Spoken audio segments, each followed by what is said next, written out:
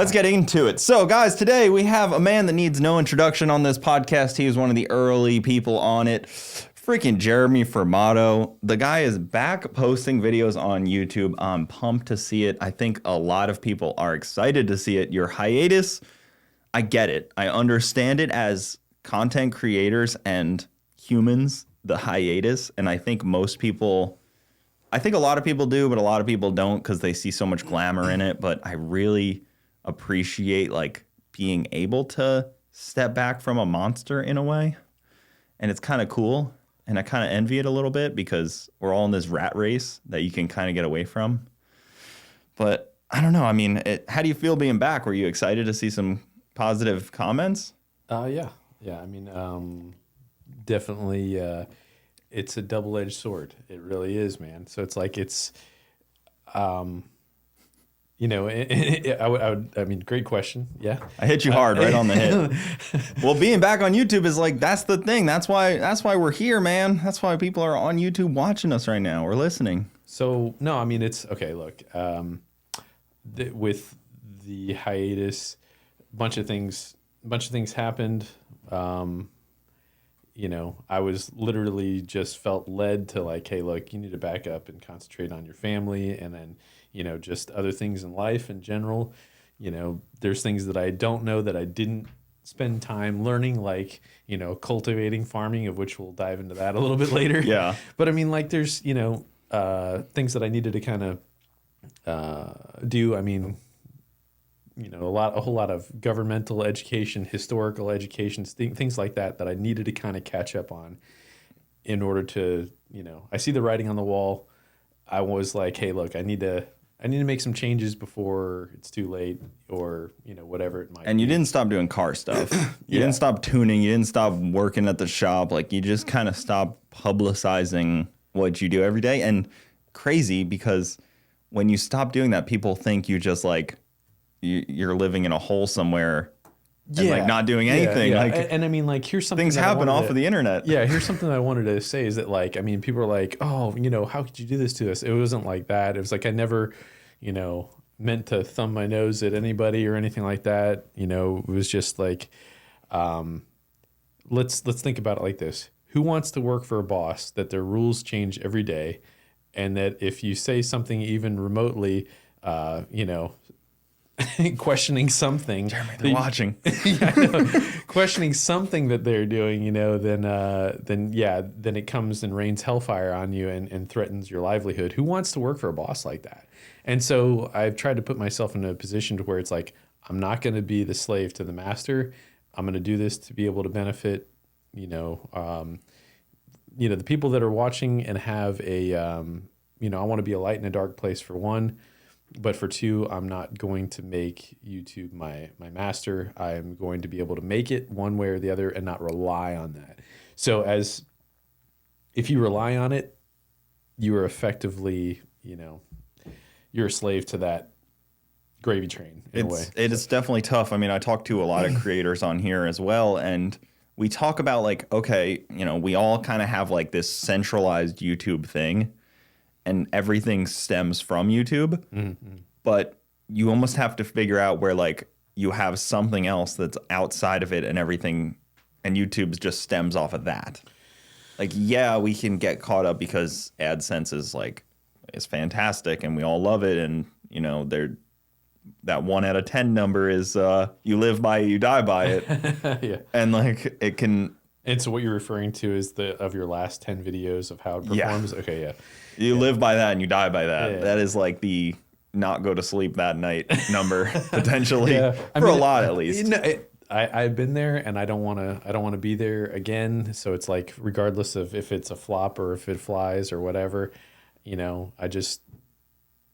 I can have a clear conscience, knowing what I did, was trying to, have a good time, and while being a light and be positive in this tremendous amount of sea of just tumultuous crap going on, then yeah, there's incredibly bright parts, and it seems to me that, first of all, the media does nothing but promote the bad and the controversial and all that other stuff. And it's like, look, man, that's not the world I live in. And it's like, the people that I see, doesn't matter what color they are, doesn't matter any, most of the stuff doesn't matter. It's like, we're all people, and, I treat somebody the way I want to be treated. And really that's, there's certainly times where I mess up, but at the same time, if I can try and live like that, I mean, what more can you ask for? It's like, Yeah. Whereas the media wants to paint the picture and really stir us all up. And I mean, that's just, one of the best things you can do is like, just get away from mainstream media. It is not your friend. It's like in the pursuit of doing what's right, inevitably you're going to miss that mark because you're in the pursuit of that. And that's kind of like it's an interesting thing in itself, because if you're not in the pursuit of that, you can't do wrong, really. Like other countries, like communist countries, you never say that they did something wrong. Like they know what they did. They did what they wanted to do. But in the U.S., we kind of do wrong stuff because we're in the pursuit of doing right. You get what I'm saying? Does that make any sense? I don't really I heard somebody else talking about this. This is not my original thought. Shout out to Vivek. He was telling about this. He's like, nobody ever gets on China for not following up to what they're trying to do. But like the U.S., we fall short of the Constitution all the time. And we know that. Yeah. Maybe this is a rabbit hole that to go down in the first 7 minutes is crazy. But maybe some people understand what I'm talking about. I can't articulate myself well enough often. Oof. Yeah. And that's definitely a worry of mine. We'll come in maybe back to that rabbit hole in a way. But like, let's talk about cars a little bit. A lot of stuff has happened since we last talked. You've been a Cadillac guy forever. Do you think Cadillac has just given up on making cool cars? Do you think they're like, we made this V lineup for a long time, some of the best cars ever, some of the classiest, fastest, coolest cars at the track, most handsome people drive them. Wow. And then they're like, not anymore. You're going to like break your arm from patting yourself on the back so hard, buddy. Jeez. Well, the CTSVs are weird because first owner to current owners, like if you're like the fifth owner of a CTSV, you're probably doing like a sideshow somewhere and crashed it into a curb. But like the first owner of one is like this upstanding citizen. I'm like third owner. I haven't quite gotten to a sideshow. You're definitely a tweener. You're a tweener. I haven't quite gotten to the sideshow yet. There's still time though. I know. It's just they're far. They're in California and New York and stuff. But yeah, Cadillac, they're kind of just done, right? Dude, I don't know. It just judging by traffic and looking at all sorts of different cars that you see in your day to day, there's a lot of, you have the CT4 and then the 5 and then the, I can't even keep up with it. They look very mundane too. Well, to me, it looks a little sportier than the average one, but there seems to be more. And from what I've seen, there seems to be more of them. Now, what sucks though is that the way that they went with the global tuning software. Stuff. Yeah. So it's like, while they provided more, they provided so much more security upon it now, of which HP tuners just got into that, and we'll see how that all works out or not, even though I think that HP tuners is basically taking your name and number and then handing it off to some sort of government subsidy behind the curtain, so we'll see about that. But I mean, I think that it's cool that we can. I was so, okay. Wait, let's pause for 1 minute. All right, we're back. GM is making terrible cars. Oh, wait, was I supposed to be a little more subtle? Okay, so look, I think that there's really, really cool stuff. Ford's also making terrible cars. Does that help? Dude, I don't know. Like, I don't know if I don't think I agree. Like, I mean, okay, let me step back because I had a thought before we took a little break there. And this is something that, like, for as long as I'd been tuning, almost as long as I'd been tuning. So basically circa 2002, 2003, all the way up until 2020. Okay, I was able to do the most current stuff, and that was always really encouraging. Hey, we got a brand new car that just came out. I got a friend that has one. Bring it on in, and we're gonna start tuning up this late great car. Yeah. So like, what were you tuning first? Like, what was 2003? Like a GTO? That's pre-GTO, but so like when that came out, 2002, it was like the early LS stuff. Okay, so and like even F then, bodies, yeah, so F bodies, C6s, not even C6s, C5s. So C5s, that was that's what I meant, that was right at the beginning of the C5 Z06, and I'll tell you what, the C5 Z06 is still a very impressive car. I remember my first time riding in a C5 Z06, and I was like, "Good God, this thing freaking gets it!" I was like, "This is a fast car. It's nimble." I mean, it was a really, really impressive car. And I mean, that car still with bolt-ons, if you go to a track day, you will humble a lot of cars. Is it the best? Absolutely not. Is it far beyond the middle of the road? It is. It really is. It's kind of right at this like end of like right before like so much safety had to be involved that like it made the cars heavier and more like cumbersome. Yeah. Like it was this small, nimble car still, and like didn't have crazy amount of EPA stuff. You know, a couple block off plates could kind of just get away from like a bunch of BS. But when that car came out, how quickly from release to like tuning were those cars? Immediate, almost Like immediate. That's what I'm saying. When they launched, it was like you can plug in and Yes. So it was like I would have to buy that lump sum of that year from LS1 Edit is what I was using at the time. But I mean, I was the first guy in the middle Florida that had that stuff. And I mean, I was very young too. That was like 21 years old. And it's an incredibly large investment to be tuning those cars. And I mean, by the grace of God, we made a good living doing that for a while. But again, it was so exciting because it was like something brand new just came out and it was cutting edge and you're able to mess with cutting edge. Now, 2020, I haven't been able to do a C8 Corvette. I have one sitting on my dyno right now, and I'm having a little bit of problems with it right now. And I did write a tune for it, and we did get it in, but it's like I'm still having some protocol issues. But, dude, that is now 4 years removed. So that car came out in 2019, the 2020 Corvette. 4 years removed from new. So it's like the aftermarket production of stuff has, I felt, been hampered at least, but had stuff been able to be tuned and be able to go farther, we should have seen many, many, many more 1,000+ horsepower. And it's not groundbreaking. Like it's on like the engine's already known. Like it shouldn't have been so groundbreaking. Where it's like, like when the LT one came out, that was like kind of like a learning curve. Yes. The C8 should have been kind of just like a variant of tuning the Z06. It is, but the firewall. C7, Z06. So basically, what I've understood is that the protocol for communication was written on SHA-256, which is the same language as Bitcoin. Okay, that is the same. So it's like super encrypted, like government level encrypted, which, by the way, this is an interesting side note here on a conspiracy theory. So I was like a big Bitcoin guy and whatever. Yeah. Government level. No, when you say government level encryption, I just think like, so they paid way too much for a cheap product. That's when I think like when people are like, it's military grade. I'm like, okay, so it's not that good and it's expensive. Okay, so the person that allegedly wrote Bitcoin was named Satoshi Nakamoto. The CIA, right?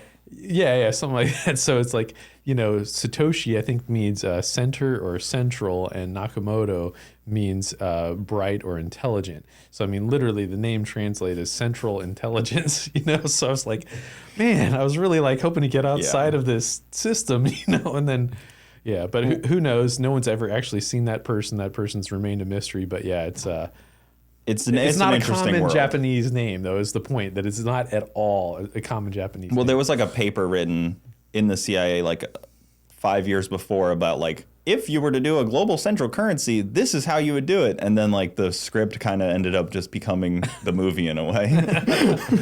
And we're in it. Strange. It's weird how that works. Yeah. The CIA has never done anything similar to that, though, right? This would be an unprecedented thing where they try to take over. If there's some sort of false flag, there's usually 3 letters that would come up. They would never do anything like this. They've never tried to take down a government or anything, Jeremy. All right, so back to tuning. Yeah. Is the CIA involved in the C8 as well? Oh my God, probably. I'm sure that they're connected to my truck in the driveway right now because it's the trucks. The Global 2 is what it's called, right? Global B, I believe. Global B, yeah. B2, yeah. Interesting how I've made that connection, like dyslexia. Yeah. So it's used across the GM platform. It's not like it's just the C8 right now. Like it's the same ECU in the new trucks and like the Corvettes, and then they're using it in like the Cadillacs and stuff. So it's like it's pretty broad across the board. It's not like it's just unique to that. Yeah, and actually, so just really quick parallel with that is that, yeah, it is basically the same stuff as the LT. All the stuff is, I mean, there's a component that is definitely different, and they call it this neural network, which is basically like the VE map. So not to get too deep and crazy nerdy, all of the other stuff, you know, the vast, like 92% of the regular tune is the same as what's offered on, you know, the LT part of tuning on HP tuners. It's all the same, except the VE map, which is the foundational map. So I would liken that to, you know, if you're going to build a house, you need a foundation. The foundation needs to be plumb. Otherwise, anything that you build upon is going to be off kilter. Well, that's what the VE map is. It is very, very important, but you can accomplish many, many other things, and you can get to obtain goals, you know, get the fuel map still right, get the spark map still right, despite messing with the VE map in a way. So it's like you have an overlaying fuel map, in other words, but still all the bones are there. Like I said, about 92% of the bones are all the same. There's just that protocol component with the and the neural network. But those are the really big differences between the like the engine should, in theory, the engine should run the same. You should be able to operate them the same. The only difference is the ECU or the transmission. And in my opinion, it's very similar to like the GT500 Mustangs, where people can tune the engines, and anytime they kind of touch the transmission, which is a dual clutch trans, they kind of just don't work as well. Like there's no way to nobody's really gotten them to kind of do what they want. But in time.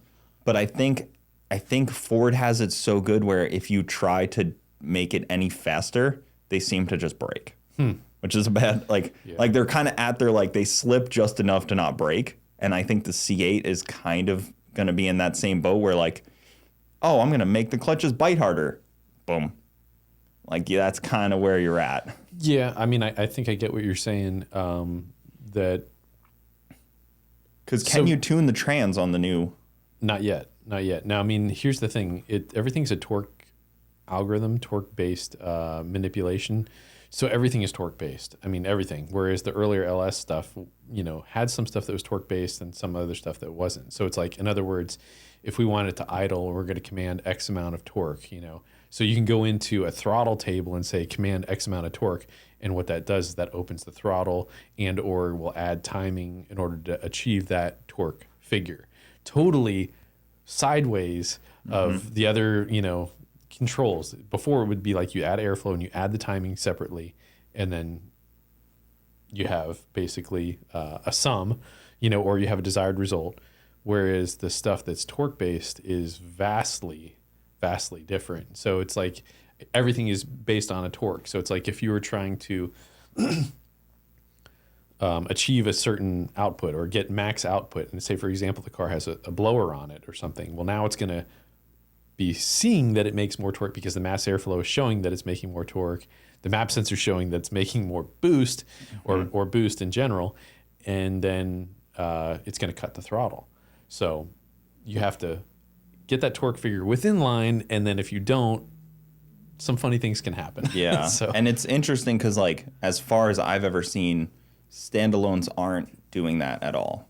They're using a very mundane level, whereas GM has to be so cutting edge because of all these, like, all their traction controls and torque managements and stuff like this, how all the wheel speed sensors have to kind of feed into the throttle body for some reason. Mass integration. Yeah, they have to kind of overcomplicate it, which just makes it harder for an end user and more complex for an end user. Yeah. Where, you know, somebody's like, oh, you just stick a aftermarket ECU of your choice on there and go ahead. But it's like, yeah, but it's not going to drive like it should no matter what. Because, There's something great about how OEM, in my opinion, there's something great about how the OEM engineers have done a lot of these new cars. Oh, agreed. Yeah, I mean, the drivability is amazing. Like, I mean, if you jump in an LS car versus an LT car, the LT car offers just a number of more degrees, better drivability, cruising, smoothness, everything. It is incredible. Yeah. And like the late model LT supercharged stuff, there's cars that make more peak torque, like the Hellcats and whatever, but there's nothing that has both the drivability, the smoothness, and that bottom end to mid-range torque.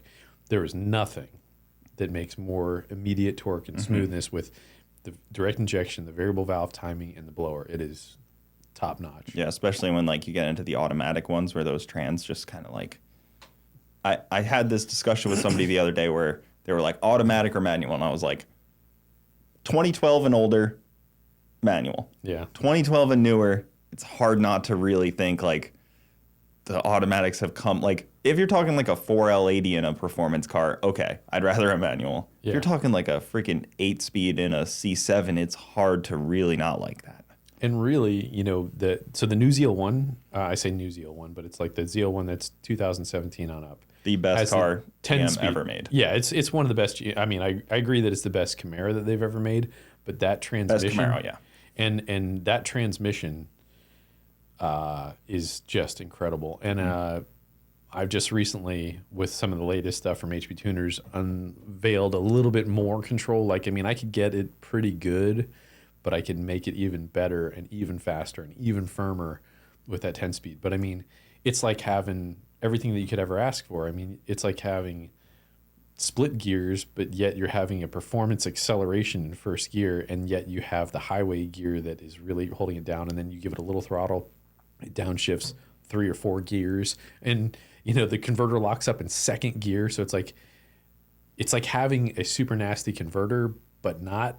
Yeah. And it's incredible because they've taken all of the performance aspects of what the gap would have been from stock to aftermarket, and they've narrowed that gap because now it's like, well, we can have the acceleration that we didn't have before because we have more gears, and we can have the economy that we didn't have before because we have more gears. And then you can have this shift extension. Basically, if it shifts at 64 and it's dropping down to like 55, well, that's like having, you know, a 3500 stall or something, you know, so it has the benefits of all that because we have more gears, you know. Yeah, it's so nice how they so cool. added that. It really is cool. Oh, they're really good cars. I think they're going to be, in the next 10 years, I think that car is going to be a real sought after car, because it's kind of it's weird because I say it's the end of plug in and tune your car in a way, but it may lose it anyways.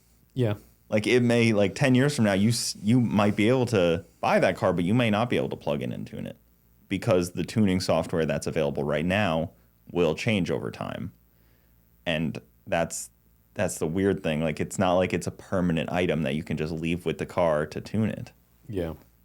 I mean, as long as somebody doesn't go in there. So like here was the thing. Here's the difference between that, you know, 2017 to 2020 Camaro versus the 2020 on up Corvette. What I was initially told by my rep at HP Tuners was that they had found a way to get into it, but because it was tied to a local area network, it could revert itself overnight. So like, okay, sweet, we got into it, we tuned it, but tomorrow it's going to have the factory tune back in it. That sucks. You know, and that's kind of a scary thing. But I mean, let's be honest, OnStar has been able to do something similar to that, even though while lurking ever slow, like quietly in the background. You know, if you're in a car chase and you have a late model OnStar, they can shut you off, you know? So it's... I mean, I've heard of plenty of people that they accelerated their car so hard that OnStar called them up. Ditto. Like, were you in an accident? Yeah. No, I've definitely like heard you're that. still mid-pass. I had somebody that swore, like, yeah, I took my truck to like 120 miles an hour, just got it, and OnStar came on and said, hey, what's going on, whatever. He's like, I couldn't go past 100 after that, or 107 or whatever it was. Blocked him out. Yeah. I was like, dude. They added that to his social credit score. I want a little tick. Duly noted. Yeah. Bad person. Yeah, so it is tough because you think, okay, you have this now, you're always going to have it, but like because you have the tuning software now for your 2010 Camaro, which bad car. Yeah, You may not 2010 have Camaro, it not in so 10 good, years. Yeah. Like that tuning software could change over time because it's not yeah. a permanent thing. It already has, you know, and it's like, dude, HP Tuners has felt some of the pressure from EPA, which just sucks, man. I can't believe, you know. So the latest version has all the emission stuff dechecked so that you cannot access it. Now they have another, you know, older system that you can and whatever, but yeah, I mean, that's just... They're the bullet sponges currently right now. Like they are, because they are kind of getting hit pretty good, and we're a little downstream of them because all of our late model stuff, for the most part, relies on HP tuners. Yeah, yeah. And I mean, I don't want to see them cave to something that's unlawfully putting out stuff that wasn't even legislation. It's just put out there and commercially meant to entrap you, you know? So, I mean, that's, it's terrible. You know, I would hope that they would grow a pair and basically stand up for themselves. But here's the thing. You know, this is crazy. There's so many of these automotive companies that it's like, because they've paid the piper, they can go about their business, no matter how, you know, whatever. But that's really it is. It's a corporatocracy. And I mean, it's sad, but it's the little guy is not able to do this. The big guys that have the money can play. So, I mean, it really is, amongst so many different aspects of the economy, a corporatocracy. And the fact, and I mean, it's something that we should all pay attention to. It's something that I think that is very, very important for, you know, try and keep business small in a way, and, you know, support the little guy. The problem is small businesses Learn the law, for one. Are easier to trample as well. For sure, yeah. I mean, there's less money, so it's... Yeah, like it's pretty, like, I think, 2020, something happened, and 76,000 out of 600,000 restaurants closed permanently. Yeah. 76,000 restaurants in the U.S. out of only 500,000-ish. Yeah. It's not as many as people think. You think there's probably a lot more restaurants than that, but 76,000. And those are the small ones. It's not your Applebee's. Yeah. It's the guy that kind of, you know, paycheck to paycheck for his rent that closed. And that's just a great example of, like, it can get trampled easily. For sure. While at the same time creating more support for the beast, you know, requiring support from the beast, you know. So it's like, and you know, I don't want to be doom and gloom or anything like that. It's just something that, like, hey, you know, it's there's a positive, there's ways out, there is definitely something. But again, you know, you have to recognize it to begin with. And I think is incredibly important. And recognizing it and knowing that you can make a change from that should be a focal point. Yeah. The worry on, like, a business that's like HP Tuners is, once they're at that size, they have to look around and think, we have 50, 70, whatever it is, employees that have families that rely on this. So, like, are we going to fight? Like, did they sign up to fight this fight? You know, like, it's tough. It's like, you get to that size, like, okay, you know, you can fight the fight. You got one family you got 2, 3 families, whatever, that rely on your business. It's like, it's a little different than when you, like, start to get this big size where you're like, oh man, like, look around and you're like, Christmas is coming, they got kids and stuff. So, like, I try not to hold it too much against them, because I understand we're all kind of in survival mode in this world, and they kind of have to go the avenue that does maintain survival. But complicit is also a problem. Mm-hmm. Being complacent.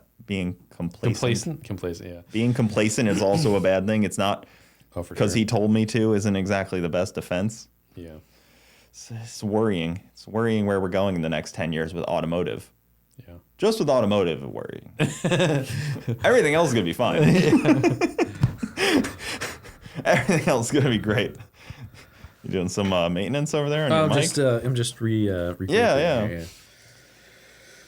So you would ask me a little earlier. You gotta get the mic closer, dude. You can't move it farther away. I can't. Jeez. Okay. How's that? Is that good? That's pretty good. Yeah. All right. Well, you know, on that same note, we were talking about education. You were going to ask me something about education, or you know. Yeah, I'm uneducated, so I'm trying to learn how to educate my son that's on his way. Well, congratulations on that. That's going to be my uneducation or the son. Both. Yeah, that is. So I got two boys, and they're both homeschooled. I decided, hey, look, I don't, you know. They've been homeschooled too. They've been homeschooled. Yeah. I mean, they went to public school for a few years, and then I was just like, you know what? I don't like what I'm seeing. I realize that this is kind of an arm of something that I don't want to support, and I feel that if their time is spent more with me and their mother, then I think that that's going to be better quality time. It's going to be better bond. It's going to be a different type of learning. And, I went through the public schools. I was homeschooled a couple of years, but I had a different flavor. And it's part of what makes me who I am. You know, I wouldn't be who I am if I wasn't homeschooled and had that bond with my mother and learned those different things. You know, like I was a huge fanatic of history, and I like math. And I mean, that's really just what makes me who I am. And that seed was watered. So, for example, you know, it is not easy to do homeschooling. It is definitely difficult. And there's definitely some times where you're going to want to strangle your kids, or they're going to be pissed at you for, whatever. But that's life. And so I would liken it to, if you were going through public school, you had X amount of time on each and all these subjects and all that. And it's fairly even on each. You have this day to day, and you have X amount of time and so on and so forth. And this is the curriculum and whatever. So it's a fairly even, fairly medium, diet of all this other type of thing. And then the other side of it is that the people that are exceptional at certain things, they haven't just had that medium feed. It might have been more of, nurturing something that they are already naturally gifted in. And I feel that that is what can make an exceptional person, rather than, just having that even medium keel. So, for example, someone that is gifted at math and science or whatever, feeding and watering and nurturing that seed such that I think that is something that is going to benefit that person tremendously and give them more of an advantage in that field. While there may even be lacking in other fields, let's be honest, there's a whole lot of garbage that we learn that we don't use at all. And there's a whole lot of stuff that we weren't taught that we should have been taught. So, I find that it's interesting because when I was going through school, if you were bad at something, you got more of it. Like, oh, he's bad at math. Better give him more math so he learns. No, that's true. I mean, absolutely. It's like, if the guy is the punter and he sucks at blocking, you're like, better build that skill. It's like, it doesn't need to be like that. Like, oh, he's really bad at, like, if somebody's bad at, like, you're either good or bad at math, I think. I don't think it's like a very taught, like, you can teach a little bit, but you can't really, like, it's kind of like something that you're just good at. You understand the numbers and stuff. Like, history can be learned. Yeah. Like, political science can be learned. But that, or even like, English class, if you're like really good at grammar and creative and stuff, that can be like a thing that you're born with.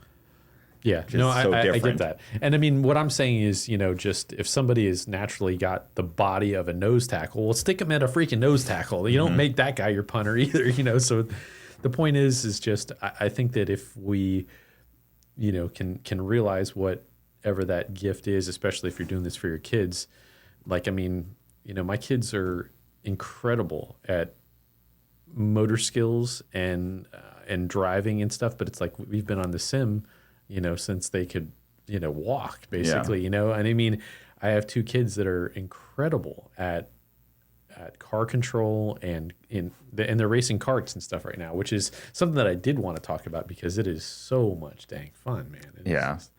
Karts I gotta get great. I gotta get you into more stuff. So check this out. This is kind of interesting. Racing karts is smarter than racing cars. I'll say it. Yeah. So it's a cheaper hobby. You can do it more.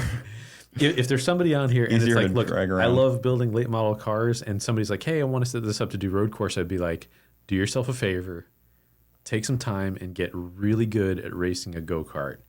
And when you're really good at racing a go-kart and you want to do something slower and you have a lot more money to spend, race a car because it's so much slower. It's just like the processing time.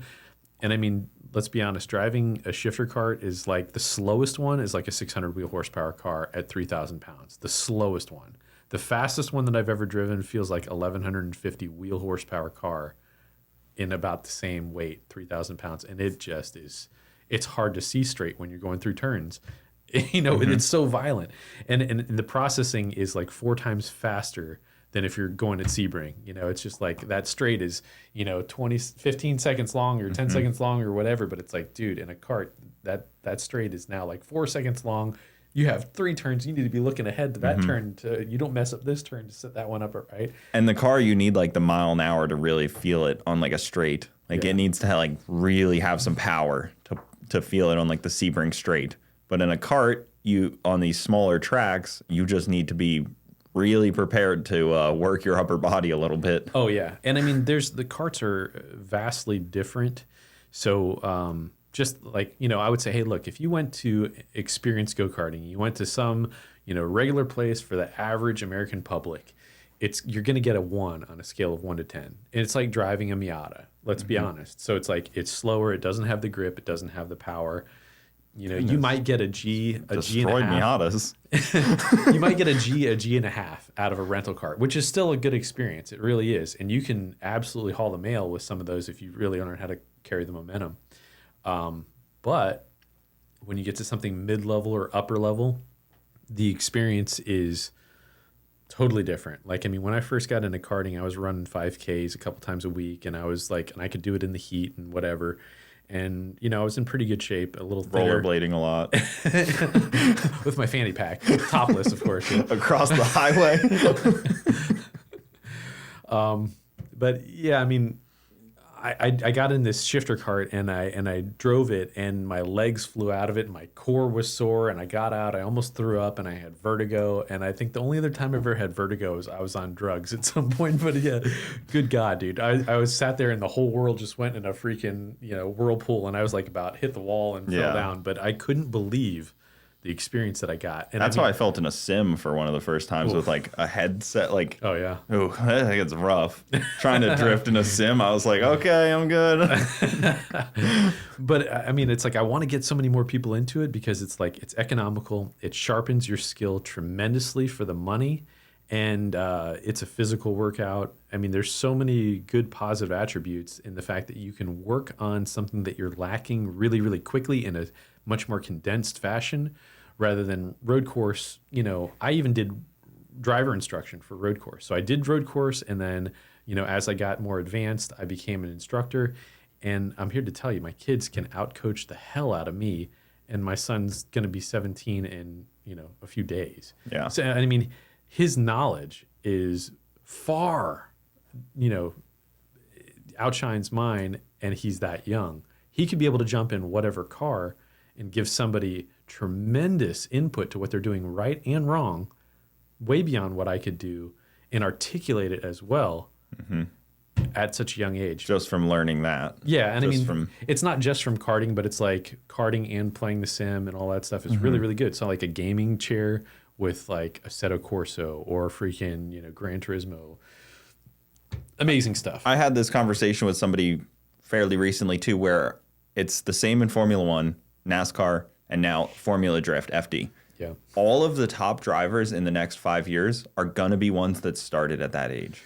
It's already like that in Formula One. If you didn't start karting at 5 years old, you're probably not going to be a Formula One driver. Yeah, agreed. And it's probably even earlier. That might even be late, to be honest. Yeah. And it's crazy to think that, like, if you didn't start that young, you're not going to be in there. And it's going to be the same in FD because I already see like, oh, this 14-year-old FD, like showing his skills. And I'm like, oh, he's going to be better than everybody because he's got 10 times more reps than anybody could have. Yeah. And I mean, dude, this comes full circle to the education thing we were just saying. It's that like, do you think these kids are having a normal, 8 a.m. to 3 p.m. school schedule? No, I don't think so. I think these kids they have a gift and they are getting that seed watered and nurtured, and you'll be able to see what they have.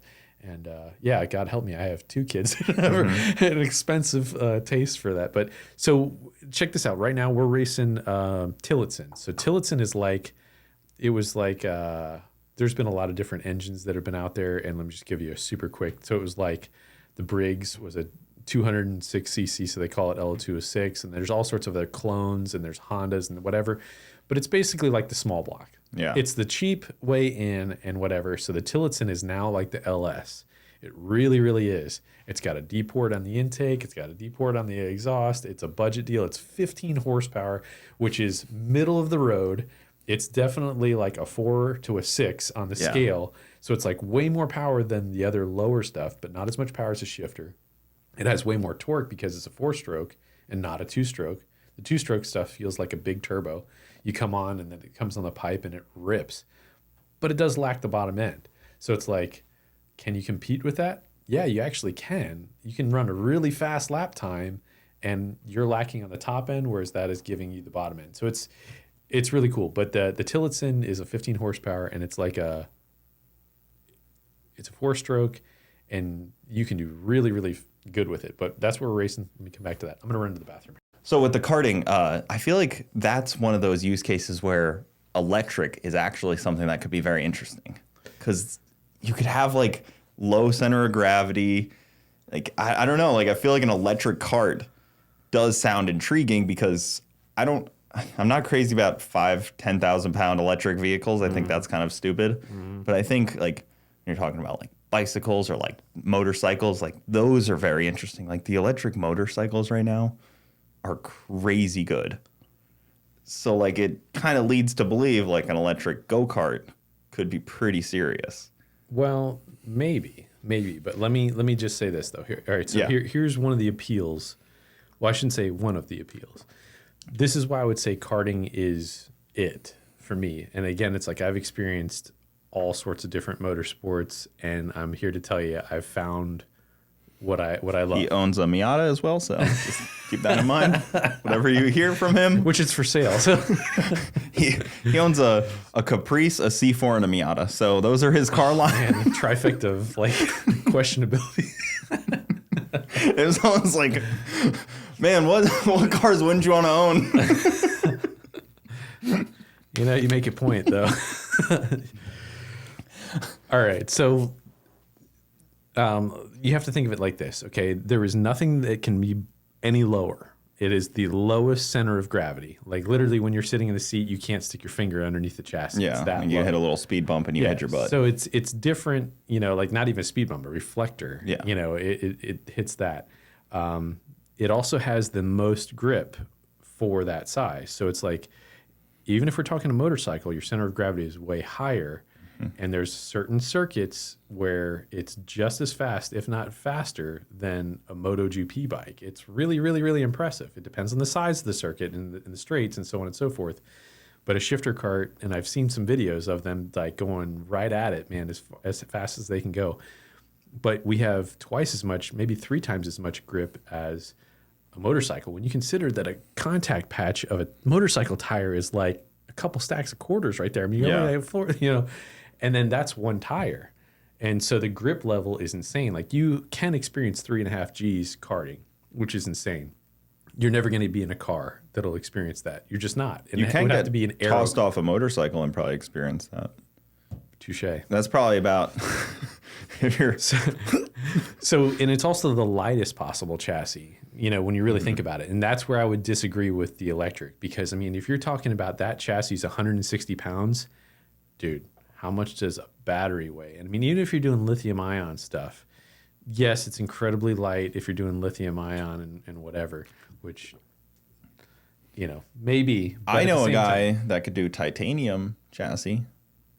Well, the thing is with the chassis, the component of what it's made, I don't even know what it is, okay? But it's it varies amongst manufacturer by alloy. So for example, you know, it is so highly technical. This is where it gets crazy too, because again, the component of what you're using, that alloy, that chassis is going to flex more or less. So Yeah. thus it's going to yield more or less grip, and then it's going to have a longer or shorter duration life before it just turns to garbage. So like I've had a chassis that was soft enough, and I had grinded it enough times that it just ended up flopping. I had to like re-weld it, and it's of course not going to be what it was to begin Yeah, with. that's why the used ones are like they Right. actually get worn out. Yeah, they get worn out, and I mean, they're the pros. They like the first couple hours of the chassis use, and then they like kick them to the curb for the average guys like me. you know, so even having something that's that young is good, and it will eventually hour out. But that's on the race edge of stuff. But point being, And there's no real suspension on these either. no, there's nothing. There's nothing. no shocks. that's You exactly are the it. suspension. The chassis is a suspension. So You it's are like, like you're the only thing that's really moving besides a little bit of flex in it. yeah, and I mean, there's a lot to that. So it's like when you come into a turn, you actually want to push straight on the steering, or I mean, on a braking zone, you want to push to the steering wheel to transmit that force down to the front wheels. Yeah. And it's like when you're going through a turn, you want to kick your heels out, pushing your butt back in the seat, and it straightens out the chassis. So there's actually like these heel things. It's just like a heel mount, I guess, that you would push against to try and do something with the chassis. So that you're very physically engaged in that. Plus, your core is trying to fly out. Yeah. So you have to have a rib protector, otherwise you can break your ribs and stuff. So my friend's wife broke her ribs on a very minor, accident. So yeah, that sucks. Yeah, it's pretty crazy how like actually labor intensive it is to drive. Even like driving a car on a track is pretty labor intensive, and you have comfort and power steering. And then you imagine on a shifter kart, you are just wore out after. Yeah, and I mean, so let's think of that 1 to 10 scale that I gave you. If you're going on a 1 to 10 scale on a rental kart, to me that's kind of like a light jog. Or a fast walk. That's what it is. You get into a kart that's a 4 or 5, and now you're talking about it's a pretty good paced jog. Yeah. And then you get up into a higher level, it's like an 8, 9, or 10. It's like an all-out sprint, and you are gonna get your butt kicked by the end of it. And I mean, doing an 7-8 minute stint where most of these are like 15 lap pre-final or final or 20 lap. That's if you're looking at a 45-second lap. 20 minutes, you're looking at pretty close to 15 minutes. Yeah. 15 minutes of doing an all-out sprint, dude. In the Let me sun, tell you. in the sun, in a full gear, Yeah. like fully suited up. It will make you get in shape. Yeah. Whether you want to or not. If Well, the you want seats to immediately are a heartbreaker. compete. Yeah.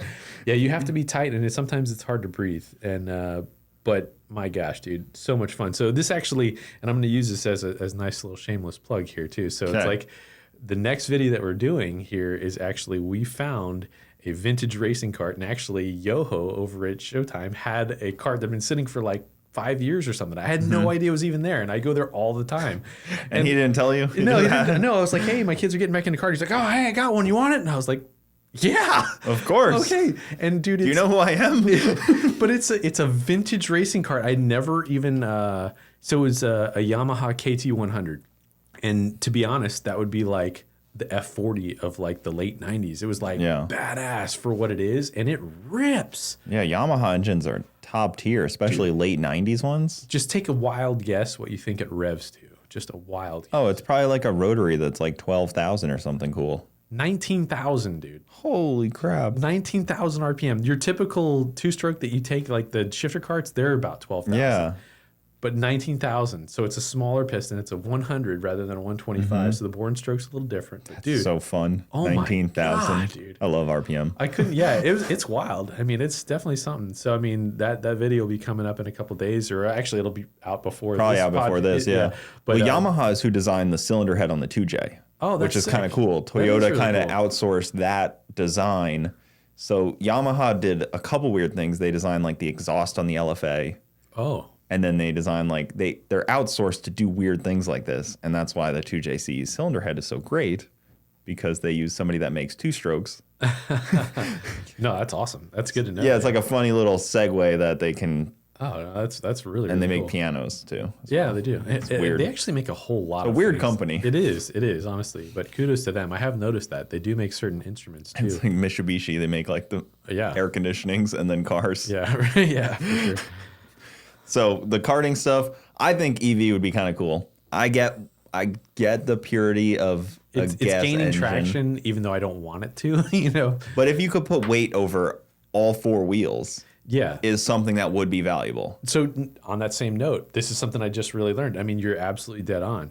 If you can, so we have to make weight, and I was, running a qualifying time, and then so I had to add like 24 pounds in order to compete in this one class. Well, believe it or not, that weight actually helped gain traction in the turns, and the fastest guy in the shifters was 15 or 20 pounds heavier, and it wasn't because of his stature. It was because they overweighted the cart on purpose. And I was like, when he went across the scales and they said 400 pounds, I was like, oh my gosh, dude. Well, you've driven a no prep car. Look at what they do. Yeah. They but I put mean, it you wouldn't think of that on something dynamically changing, from side to side. I can understand it while like you're absolutely right.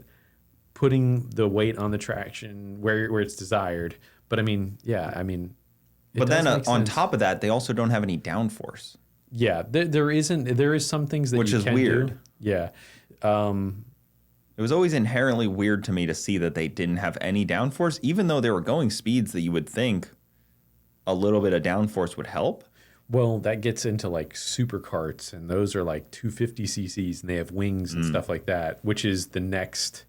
That is basically on par with a IndyCar, like truly on par. Like, I mean, actual speeds, whereas the sensation.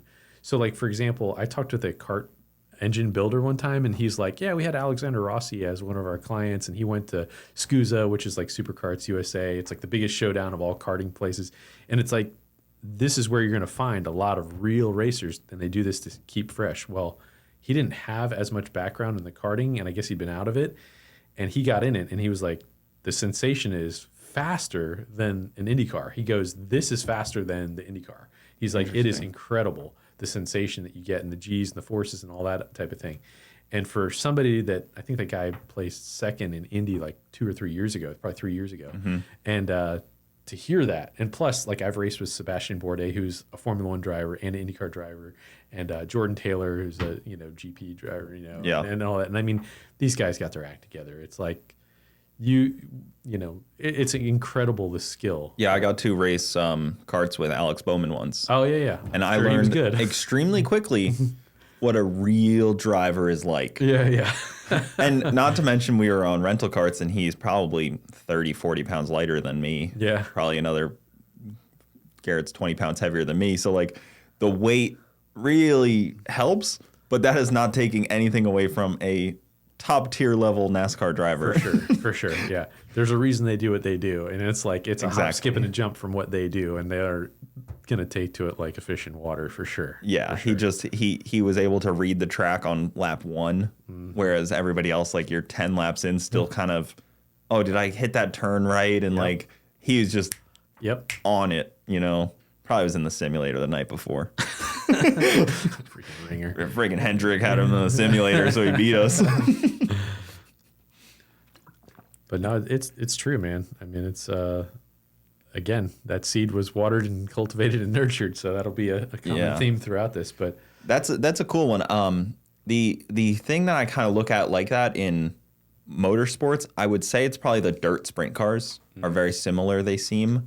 Some of those dirt sprint cars, that driving seems really awesome, where you're in a controlled slide coming around the turns, and the only thing keeping you from going off track is a wing that's like 8 feet tall on one side. That stuff's really cool. Like, they do like a Chili Bowl race down in Arizona every year, and some like top level NASCAR drivers compete in that. And I think that probably helps keep them like fresh and racing, is to compete in other forms of motorsports, I would imagine. I mean, I think that's very likely. I haven't ever driven dirt. I've wanted to drive dirt. And I have a friend of mine who currently does race like Outlaws.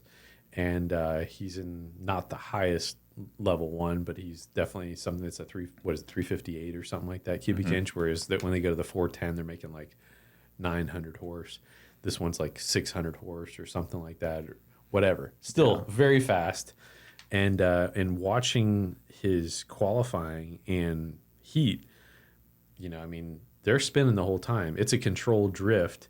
It's steering with the rear and the balance between the front. And I mean, it's a seesaw the whole time. And you're kind of, you know, if I gave it too much throttle input, the rear end's going to come around more. I'm going to have to feed it more steering input, but it's that balance.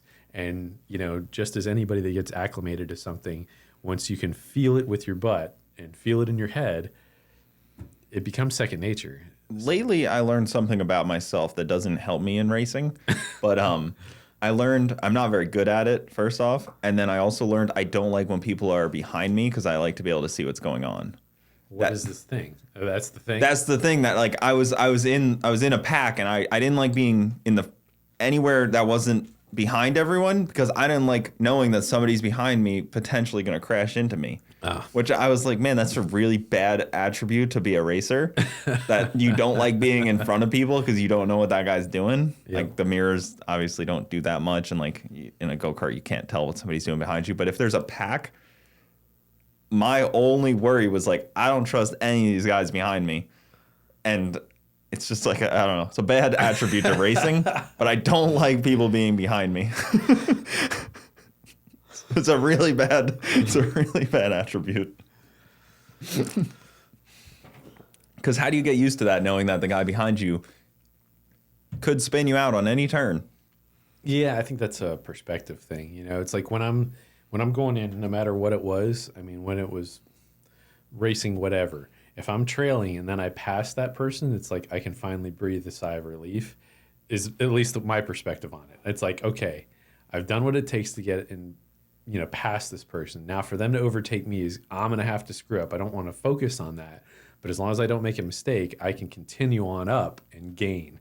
That's just my perspective on it. Maybe it's like being a perpetual optimist. There's some sort of, you know, there's got to be something tied to that. But anyhow. Well, it's like I think it's like being like a pack animal where you kind of like to be able to oversee everything. Like you're kind of like, you don't want to be like anything sneak up on you. Like when you're in the front of a pack, everybody's sneaking up on you. A pack animal. Yeah, you're kind of like a pack animal. I mean, that's kind of what it is. Like, there was that thing about like wolves where the guy's at the back, like watching everything instead of at the front. There was something about that, but it was a myth, I guess. I don't know. But yeah, I didn't like being anywhere but the back. It's a weird spot to be. We are our own wolf pack now. I have a weird mental deficiency, you could say. Yeah, I don't know. So back to cars, as we've heard a lot about karting. Is there any cars coming out that do excite you? Like, have you noticed anything? Like, Ford's coming out with some new Mustangs, but the new Mustang's 4,000 pounds. Jeez. I know. I was just like two-door car. No, honestly, I really haven't been paying attention. I haven't driven the new Z06. I would love to drive that. My buddies just went 10.3 at 135 with, you know, in terrible DA with a lowered car on probably different wheels and tires that were not conducive to drag racing. So, yeah, I mean, the car's probably got 9-second capability right out of the box. 135 mile an hour tells you it's got some steam. And in good air, that'd probably be 3 to 4, maybe even 5 miles an hour in negative DA at MIR and, you know. Well, there's some supercharger kits coming out for those too that are already on the market that seem pretty alluring. Yeah. ProCharger has one. There's the 2650 from Rashawn at what's it, Boost District? Is it Boost Direct? There's Boost District, yeah. That's what I always mix up. There's a sticker on my car, and I always mix it up. I'm sorry. I am very sorry. I always mix it up, but it's not like I'm sending them to a different company at least. But yeah, they just came out with the 2650 for it. He like did his own casting and everything, and like really? That seems really cool. I think that car with a blower is a really good, like a positive displacement supercharger is a good combo on that deal. Yeah, I mean, you know, like the GT500. Now I've heard that the GT500 isn't so conducive to a lot of boost. But something that has those kind of legs, you know, 9,000 RPM worth of long legs, dude, does a twin turbo Lamborghini work? Well, hell yes, it works. It's got a lot of RPM.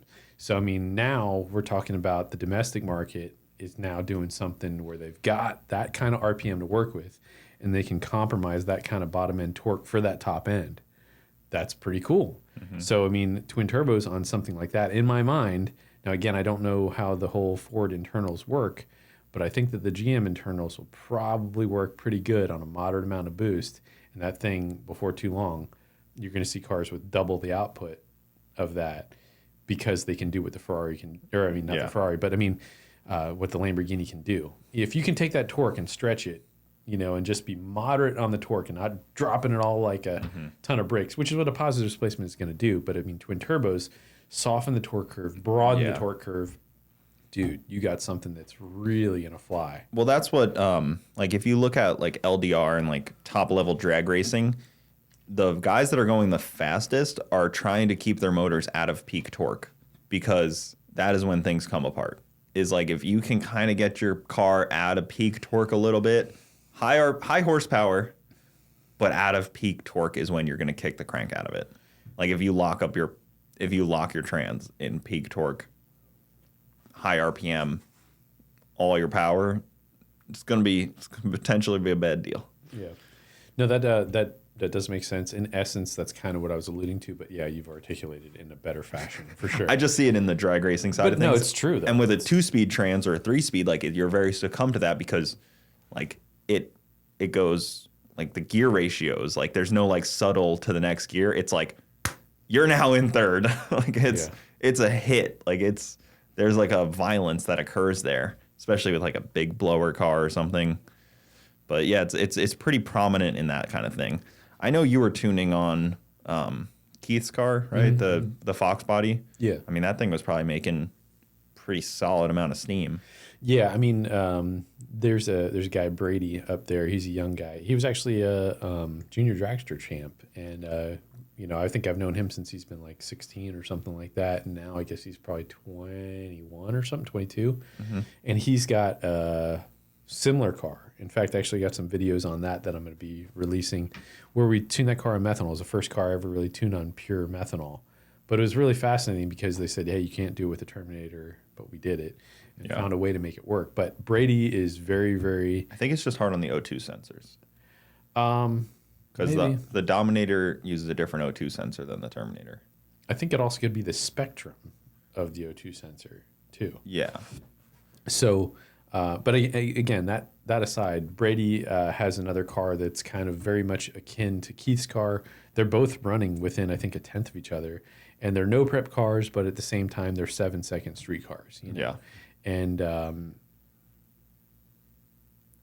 what I learned about no prep through Keith and Brady is tremendous, but it's vastly different, that setup versus their track setup, and how to do all this type of thing. And I mean, they've gone off much deeper than I would care to go. You know, my bag has always been fast street car, and now fast is a relative term for sure, but it's like not everybody can. You know, in order to have a car like that, you either need to have a crew or you're going to be dedicating a tremendous amount of time, money, and effort yourself and learn how to do almost everything yourself, which is, you know, that's a very, very small niche of people right there. So if not everything yourself and you have a very decent amount of income where you can sub certain things out, you still just nobody's going to do that unless they are really, really, really deeply involved in knowing the setup, because it's going to devour you one way or the other. You can have, this is like 7 of the 10 mirror to me. You can have 7 of the 10 right, but it's like if you don't get the suspension or something's off, or they just came out with a new suspension component that really allows you to plant, and that's always changing. Yeah. So it's crazy. It's crazy, but yeah, I mean, that's been pretty cool to Careful mess hitting around. the table too much. Oh, sorry. It may make some noise.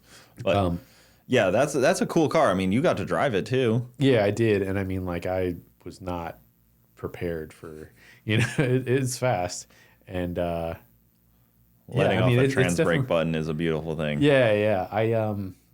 I'm definitely not prepared to go that fast. It's just something like, look, and I honestly, I notice it in my kids as well too. It's really, really funny. It's like there's some people, and my son can articulate this in a different type of way. He's like, there's 2 types of drivers. He's like, the ones that's going to go just basically all out, right in, right away. And then there's the type that wants to feel everything out. And after probably lap 3 or 4, they might start giving it the beans. And that's basically me. Is that I don't want to go into something completely just dive, head first into unknown depth water. To me, it's like I got to check, make sure that water is like, and then I'll do it. But it's going to take me a little longer. You don't just turn on the shower and get in. Sometimes if you need to wake up fast, there's nothing quite like a cold shower. But no, I mean, I would do it, but I've learned to err on the side of caution as I've seen, over the years. I've noticed, and plus, as you become a parent, I think things change. It's like your risk changes. And it's not that I won't risk stuff at all. It's just that it's more calculated. It's like, so yeah, I want to feel out the car, make sure it brakes, like for example, the other day I picked up my buddy's C8, and it's like, oh yeah, hey, it's here and whatever. Well, he towed it here. Yeah, he didn't mention that it has race brakes on it and you have to downshift it if you want to decelerate at a stoplight. You can't just jam on the brakes there at all. Yeah. He didn't mention that it's a setup for somebody that's 5'5", so my knees are hitting the steering wheel. It's like, he also didn't mention that it's on slicks. And he's like, oh yeah, don't go faster than 10 miles an hour in the rain. Well, it rains every freaking day here.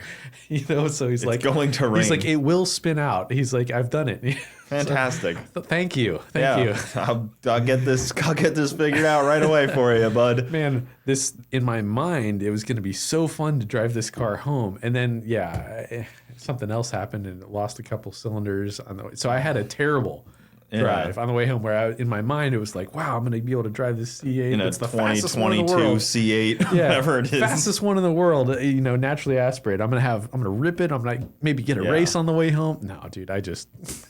I like what you're saying about the slowly step in. My first pass in the Camaro was an 840.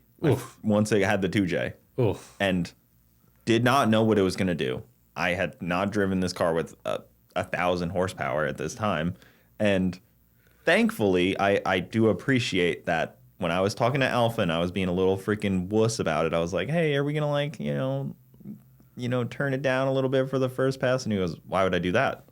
I was like, I don't know. I haven't driven the car. He's like, why would I turn it down? I was like, all right, I'll just get in the car. And he's like, you just shift when you have to and hit the brakes. Like, he's like, you just drive the car. Like, turning it down is not going to change what you do in there. Yeah. And I was like, okay. And it went 840 and I was like, oh, all right. And then like 2 passes later went like 8-1. Jeez. And then we ran the whole event like that. It was the first time out. It was FL2K. Great time to take out a test car. Yeah. But I wanted to lightly get into it, and I think having somebody kick me in the ass and say no was actually a good thing for me because I was being a wuss. Yeah. No, I got you. So it's an interesting balance. I definitely get if you're on like a road course, especially if you're kind of on like a very untested vehicle, maybe being a little bit more gentle. Yeah, I mean, a lot more can go wrong in a way. Yeah, agreed. Definitely agreed. Well, definitely a lot can go wrong. So, do you want to talk about your tuning school at all? Do you want to talk about teaching people to tune? Are you going to teach me to tune? That'd be cool. Yeah, I mean, that is definitely something that I want to be able to go through with YouTube is like, I'll show little segments and it's like, if anybody that has watched what I've done for years past, it's like I want to dive into that. And the people that are interested in that, then dude, I'm your nerd. Yeah. We can talk nerdy and get into some detail stuff. By no means do I know it all. I mean, I know a whole lot and I understand the dynamic across many different engine platforms, and just the characteristics of control and to get a desired result. That being said, we're going to do a tuning school and it would be HP Tuners based, and we'll definitely do a number of them through the novice to intermediate level. But we want to be able to get the people that are new to it understanding not just the strategy and vocabulary of the GM mindset, GM computer mindset. So again, it would be GM based HP Tuners, but understanding the strategy and how the computer thinks, how the whole setup is done, and engine dynamics. So for example, if you have and troubleshooting, I mean, those are tremendous because it's like you can be tuning and it's, say for example, when I'm going on a tuning trip and I've got, 40 cars lined up to tune, I'm here to tell you that maybe 2 out of those 42 cars are problem free. The rest of them are troubleshooting and solving problems. So to me, troubleshooting is incredibly important. So understanding, hey, does it have the right plug for the power level? Do we have a vacuum leak? Are the O2 sensors working all right? Is the intake air temperature working right? Are we at boost control where it's supposed to be doing? All of these things are so incredibly important to becoming a tuner. So it's like if you don't have those prerequisites, I'm want to be able to offer those. Whereas I feel other tuning schools don't do that. And it's such an integral part to understanding the bigger picture and being able to solve those problems and or work around them. So I mean, we're going to do like an engine test stand, not only do bookwork and understanding, hey, this is what this means. This is what happens when we have this problem, or this is what a VE map looks like on a naturally aspirated car with a big cam versus a positive displacement supercharger car. Vastly different curves. Yeah. They look like completely different. But understanding that, and then, hey, when you have a VE map that's really funky, the car's going to drive like this. Why is it like this? Do we have the wrong injector information? Going through little things like that, but I'll make it all tied together so that people can understand and be very, very, we can go break it down to basics and just understand, hey, a bigger engine consumes more fuel, but a bigger camshaft consumes less fuel down low and more at higher RPMs. Little things like that, and just understanding how it all works and fits together is incredibly crucial so that you can be in layman's terms, but yet be very, very advanced in a short amount of time. That's what I was going to say is the tough part about tuning school is because if you have 10 people standing there, they all have very vast different levels of understanding. I've been to a tuning school and I didn't have enough understanding when I walked through that door to, I think, grasp enough from that tuning school. If I went now, it'd be a lot different. Yeah. Unfortunately, it's about, because like some tuning schools, show up at level 1. Some tuning schools show up at level 5 and will make you level 10. Yeah. It's kind of like there's a couple of them out there. And I know of a couple that tune like Holly schools and stuff. Devin Vanderhoof does a lot of good videos on Holly tuning, and he does a school as well for like big power stuff. Like drag racing school is a little different than like, let's tune this car so its street manners are still good. Yeah. Because a lot of people don't even think about that. Like your typical run of the mill, like my car, the street manners are not a thought when you're tuning that. Like that's like, you're not gonna like, all right, now let's go take it on the street and make sure that it cruises nicely. No, absolutely. That makes perfect sense. I mean, so I would just say it in a different way is that street car, daily driver type stuff. Well, mine's a street car. Don't try to. Oh, no. It may be sitting on the lift for the last 3 months, but it's a street car. But yeah, I mean, fast street car, it could be anything from a slightly modified, daily driver on up to something that's, generally 8-second capable or something like that is that. So we're going to try and get good drivability, focus on drivability, not just peak power. Peak power is the easiest of all to get. That takes the least amount of time. It's the other stuff that would make you a desirable tuner. Yeah, like wide open throttle tuning is. Yeah, I mean, it's the one dimension where we need 3 dimensions here. So trying to nail those is very, very important, and hopefully we can bring a lot to the table with that. There was something that I wanted to introduce that I don't believe I'd seen on other tuning schools is like, yes, as I said, we would have time in a classroom understanding stuff, but also, dyno time, that also is common on another tuning school. But the troubleshooting of having an engine test stand and basically, send the guys in and we're going to go quaggle, 4 or 5 things up, and now you guys are going to figure out how to fix them. Yeah. Let me work on that. Yeah. Let's see. We have this, and this problem now, and now it doesn't want to idle or drive or anything like that. What the hell do we do? Cooper just showed up and he was working on this thing. Try to fix it. So those type of things is what sharpens you. Just like if you're into anything, sparring is going to make you better at whatever you do. So you're, in a way, you're sparring with the problems of what you could encounter day to day. And well, there's two levels of it too. There's mechanical, or there's wiring. Yeah. Like sensors. There's like, what do you figure out? When we were on sick week and I had my Mustang out, we were in Gainesville, about as far as you can get away currently. We start hearing this knocking sound. Oh boy. We're like, oh, that sounds like an end of the week. Thankfully, it was a rocker that came off. Oh, yes. But like, it sounded like it was from the bottom end, like making all this noise, and it was a sad deal. But troubleshooting something like that, where it's like, that's different than if I'm troubleshooting a sensor on the side of the road. So there's like the levels of troubleshooting, and you have to understand the engine that you're working with, the computer that you're working with, and then the sensors that you're working with. Yeah, agreed. It's kind of a cool, it's like the ultimate test of man and machine to be able to get a car running and working correctly and then blow it up and then have to make it work correctly again.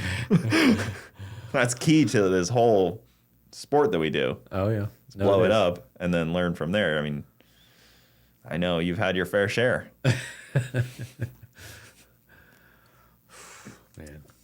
We've all had our... There's some things that do happen when cars blow up that really make you like scratch your head, and you're just like, I'm just impressed that happened. Like, how did that even, how does that even happen type of thing, you know? Like, there's those that really make you question. Yeah, you know, and some of those things, like, okay, for example, my wife's truck has had a demise a couple times of just dumb stuff. Like, we have a house up in North Georgia, and it's like, I am used to not putting coolant in and just run water, or just a super thin amount just to keep it from oxidizing. But yeah, when it's 24 degrees at night and the intercooler happens to rupture because it froze. Turns out that's below freezing. It doesn't, you know, you're right. As it turns out. Yeah. So, you know, anybody else that's not been a Florida boy the rest of their life and doesn't have to deal with freezing temperatures, yeah, I know it sounds obvious, but it wasn't obvious to me. Yeah. But now that I've learned the expensive lesson, and when I go to those areas, I do think about it. So, another water. Yes. Yes. Beverages. I'll definitely have to pee before you know it. Yeah, me too, as well. That's part of it. Yeah, it's tough. I mean, I've been a part of some Escalade destruction. I've seen it, witnessed it. I mean, stupid things like a drive shaft comes apart, which is fairly common on GM vehicles that are 1500s. Like any GM, because it is kind of a GM 1500 technically. Yeah, but I mean, they did so much better on the later model drive shafts. Like drive shafts 07 and down on the trucks are poop. You know, I remember I had this Arab customer, and he was so nice. And we were dining, and I was down in South Florida. And he's like, oh, man, he's like, you can't go over 107 miles an hour. And I was like, oh, yeah, we'll be fine. We'll be fine. And dude, the moment we hit 107 miles an hour, the freaking drive shaft kicked out and broke apart. And I'm like, dude, I'm so sorry. I was like, I'm so sorry. And he's like, it's happened before. But I was just like, idiot. So, I mean, I really just don't do that anymore on those years and down. Or I will always ask the question. I'm like, hey, does this have an aftermarket drive shaft? Is it a later model drive shaft? Have you had it built? Did you spend a lot of money on it? You know, it's like those $700 on up drive shafts generally are better. But if you look at those earlier ones, they're vastly different on as far as diameter and what they use and length and so on and so forth. It happened to James's burnout truck when we were at the shop. When we were still at the shop up there. Yeah. Like it broke, and then like happens to be a sub 2007. And it happened to break the trans and stab a hole in the fuel tank, and I think it damaged the diff. It was like all bad. It just like was a cascade of like got everything good.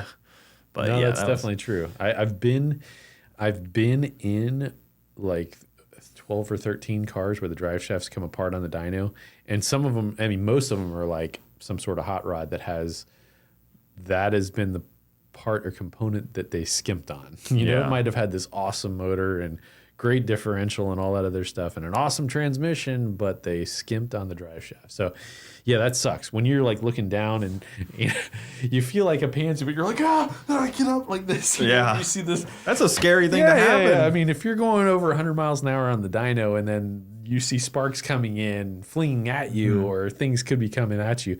I mean, I remember being at another shop, and they're like the day before they were doing some super nasty car. I don't know if it was like a Pro 5.0 car or whatever at the time, or 10.5-inch tire, car that was really competitive. Yeah. Making a pull on it, and they're like, oh yeah, look up on the roof right there. And you look up on the roof, and there was like part of the drop ceiling was just destroyed. And they're like, yeah, the guy, something came apart and hit his leg, and he almost bled out to death right here. I'm like, good God, yesterday? He's like, yeah, yesterday. I was like, sweet. But yeah, I mean, something came apart. I don't know if it was like a clutch or something, and it went through and hit the guy's leg. And I mean, yeah, it's something that you wouldn't normally think about, but it's something that's turned up to the nth degree. And even though they had good parts and components on it at that, because that's not something they really skimped on.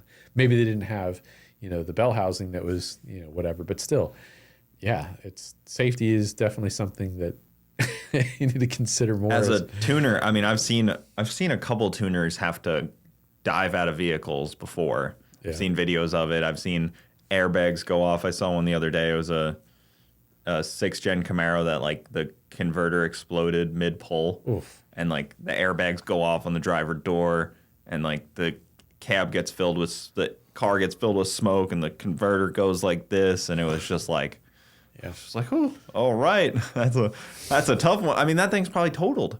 Like the car may actually be totaled from that. Jeez. Like a newer Camaro, I'm sure insurance would be like, yeah, it's just done. Like that could actually total out a car, which is kind of interesting because you only think of that when you crash, but you can mechanically total a car as well, especially if you definitely destroy an engine and trans on a brand new ZL1. Yeah. That's a tough one.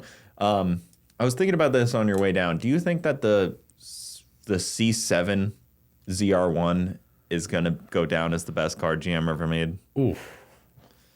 I don't know, but it is so impressive. It's really, really impressive. What's not impressive, though, is their stock fuel system. Now, that actually can be up for argument on some of that. But, yeah, I mean, I've only worked on one of them, and we almost immediately, tiniest pulley adjustment, ran out of fuel system. But, okay, allegedly, there is a tremendous amount of room in that FICM, which is the fuel injection control module. So that has a different control module because it has both direct injection and port injection. So it has kind of the Lamborghini Huracan type deal fuel system. The Mustangs do that now too. That's awesome. That's awesome. And now, I mean, we could have, in hindsight, just put in like ZR1 injectors, the early previous generation ZR1 injectors, which would have been 20% larger on the multi-port part. And that could have, and the multi-port only comes on at a certain area and so on and so forth. But again, I don't know as much about that platform, but if it were like the other platforms that the LT offers, you can turn up the fuel system like 25%. So if you could, if you turn it up 25% or more, the potential there is insane. So this may be a stupid question, but so a car down here on sea level like that's almost out of fuel, would it be out of fuel at altitude? You would have more room because you're pushing less oxygen, which you would have more fuel system. Yeah. Okay, so down here, we're in like the worst situation for that. Yeah, but I mean, if we were down here on sea level, but also somewhere cool, that would be yet another thing. Because again, it's effectively the same difference as the density altitude change. Yeah. So I mean, if it was New York while you're at sea level and you've got 30 degrees out and you can still go play on the street, 30 degrees instead of 90 degrees, the car's going to be making at least 2 pounds of boost more on a positive displacement blower. So that's going to tax the fuel system more. So it's just enough to make it. But yeah, that's just the way that it is from the factory. I was very surprised. Yeah, it is unfortunate. I hate the idea that they give stuff on like the ragged edge of like just what you need on a $250,000 car. Yeah. Because that car, what, 2 times the cost of a Z06? Yeah, probably. Like double. I think at the time it was like 160 or something like that. So I mean, it was basically. I think they're going twice. for 250 now. Yeah, now I don't know how many they even produced. I think it was. I really don't know how many they produced. It was weird because it was right at the end of the C7, and there was like slight overlap in C7 and 1 or 2 C8. years, right? Yeah, like it's a weird Couldn't car. be more than 2,000 or 2,500 produced, right? I really don't know. I think so. Yeah. And they came auto or manual, so then that cuts them down in half again. Like if you want a manual one now, it's like really rare. Yeah. But yeah, love that car. So good. It is impressive. It's a little heavy, but I mean, dude, it's quick, very quick stock.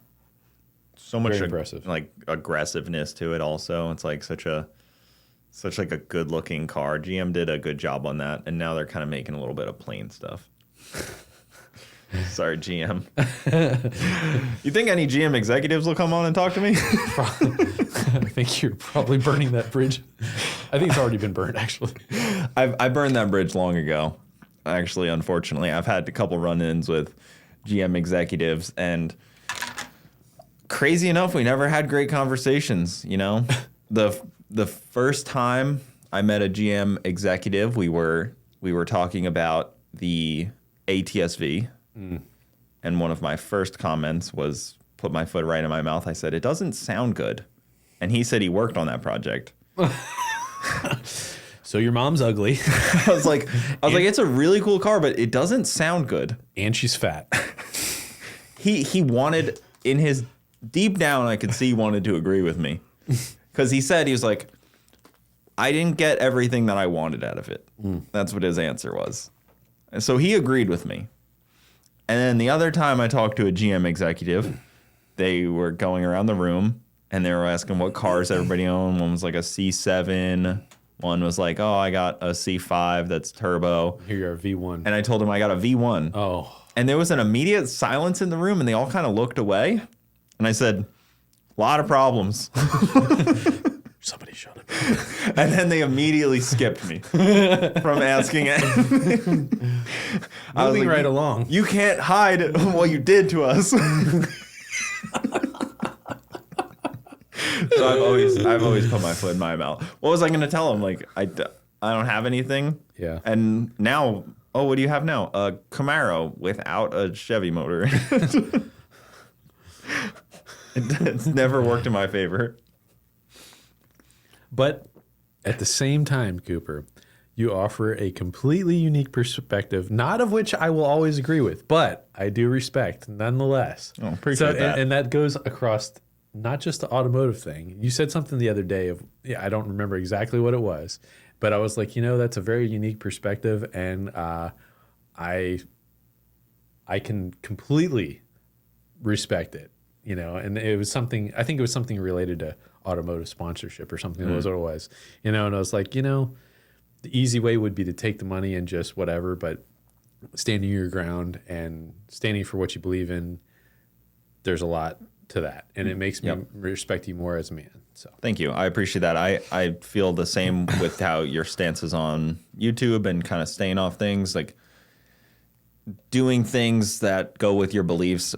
What we were talking about a little bit was getting paid ads for things that we don't truly agree with, and how I try to stay away from them as much as possible. And there's balance, the give and take. I got to feed my family, but also I have morals, so it's like a tough balance.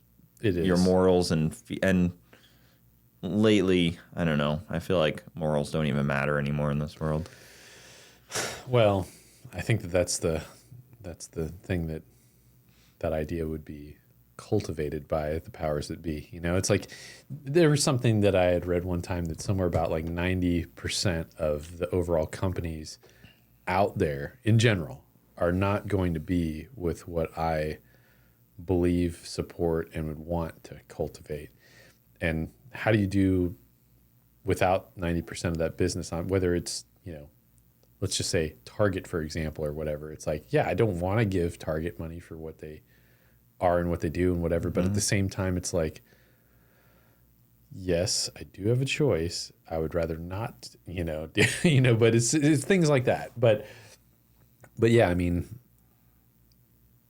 at the same time, put your money where your mouth is, support the things Yeah. that you do believe in, and so on and so forth. And I think if all of us did a little bit of that, there is power in the people. The people have a voice, and don't ever for a second think that you can't make a difference. That's what the world wants to tell you. Yeah, I tell people that all the time. I have these Yeah. discussions, and I'm like, you vote with your wallet every single day, and it's so cliche, but it's so true. Yeah. We can see that with Bud Light. People voted with their wallets so heavily on that. I don't care what side you take on it, really. It doesn't really matter to me. But for obviously I have my opinions, but if you want to be on the other side of it, whatever. Yeah.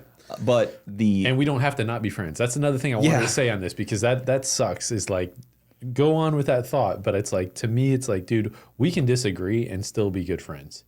So, and I think that that's what the media wants to paint, and we get that idea a whole lot, and it's dude, I'm guilty of it myself. Some people don't know how to disagree though, because they can't articulate their opinions well enough. Yeah. And if you have an opinion that's easily torn down, it's tough to disagree with somebody, because if you have an opinion on something that I can give 5 reasons why you have a bad opinion and you can't rebuttal that. Yeah. It's tough to then continue to talk to that person that just made your opinion seem stupid. Oh yeah. No, dude, and I mean, just as I was saying, hey, sparring is a good way of practicing what you're going to encounter in the real world. It's the same thing. I mean, putting this into practice, so yes, we can disagree on stuff. And in the last really year and a half, I've put a lot of what I believe through the ringer and listened to the opposing side. And I've changed my opinions on some things, some big things, in fact, whether it be the narrative of a historical something, and I've definitely found truth. And really, truth is the ultimate plumb line. When you find the truth, whatever you might have believed, if it doesn't line up with the truth, then that's up to you. But I mean, when you find truth, regardless of what you've been told, conditioned, or what you believe, if it can stand the test of truth, then there you go. You can. I've started to sit with my ideas and opinions a lot lately. I bike every morning and I try to sit with my, if I have an opinion on something, I try to look at it from both ends and probably sound like a schizophrenic, but I debate myself in a way from both ends of the side of an opinion. Yeah. And I even try to read against my opinion, and if it still holds up, then I like it. Some people, they're scared of that. They're I just want to reinforce what I believe in, and if I don't want to read anything that doesn't reinforce that. Yeah. But I think I also have a unique mental state, because somebody was just talking to me about this the other day. They're I can't look at the news because it makes me so depressed, and I'm I can read an endless amount of news and it doesn't affect my mental state. Yeah. And I think that's the problem, is nobody's going to want to look at their opinion that they don't agree with because it's going to affect their mental state. And I didn't realize that people were so fragile in that way. And I mean, so again, just as we were saying something about, and dude, I really like how everything that I'm saying is coming into a full circle here. Just as we were talking about the media, dude, it's something I don't know, 87% of the media is owned by 3 or 4 companies, and they have an agenda. Yeah. And it's not a good, traditional agenda. It's they're going to push, fear mongering, and they're going to push faithlessness and doom and gloom. And again, that's not the world that I live in. I mean, I encounter good people, I see good frequently. It might not be daily, but it's pretty darn frequently, and I would really want to focus on the good rather than whatever the media is telling me is the next thing to be fearful. And I mean, again, if they're putting you in a fearful state, that does have an effect on you. But as long as you're not buying into those lies, it is a diet of the mind, and you have to think of it that way, because again, what you put in, it does have an effect on you.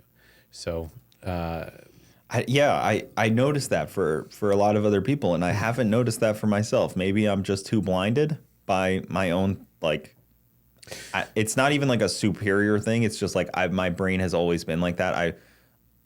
In 6th grade, when I was 12 years old, I watched political news every single night before I went to bed. You sick kid, you. I watched both Jon Stewart and Stephen Colbert. Oh, gosh. Every single night. And I disagreed with everything. Like, I disagreed constantly. Yeah.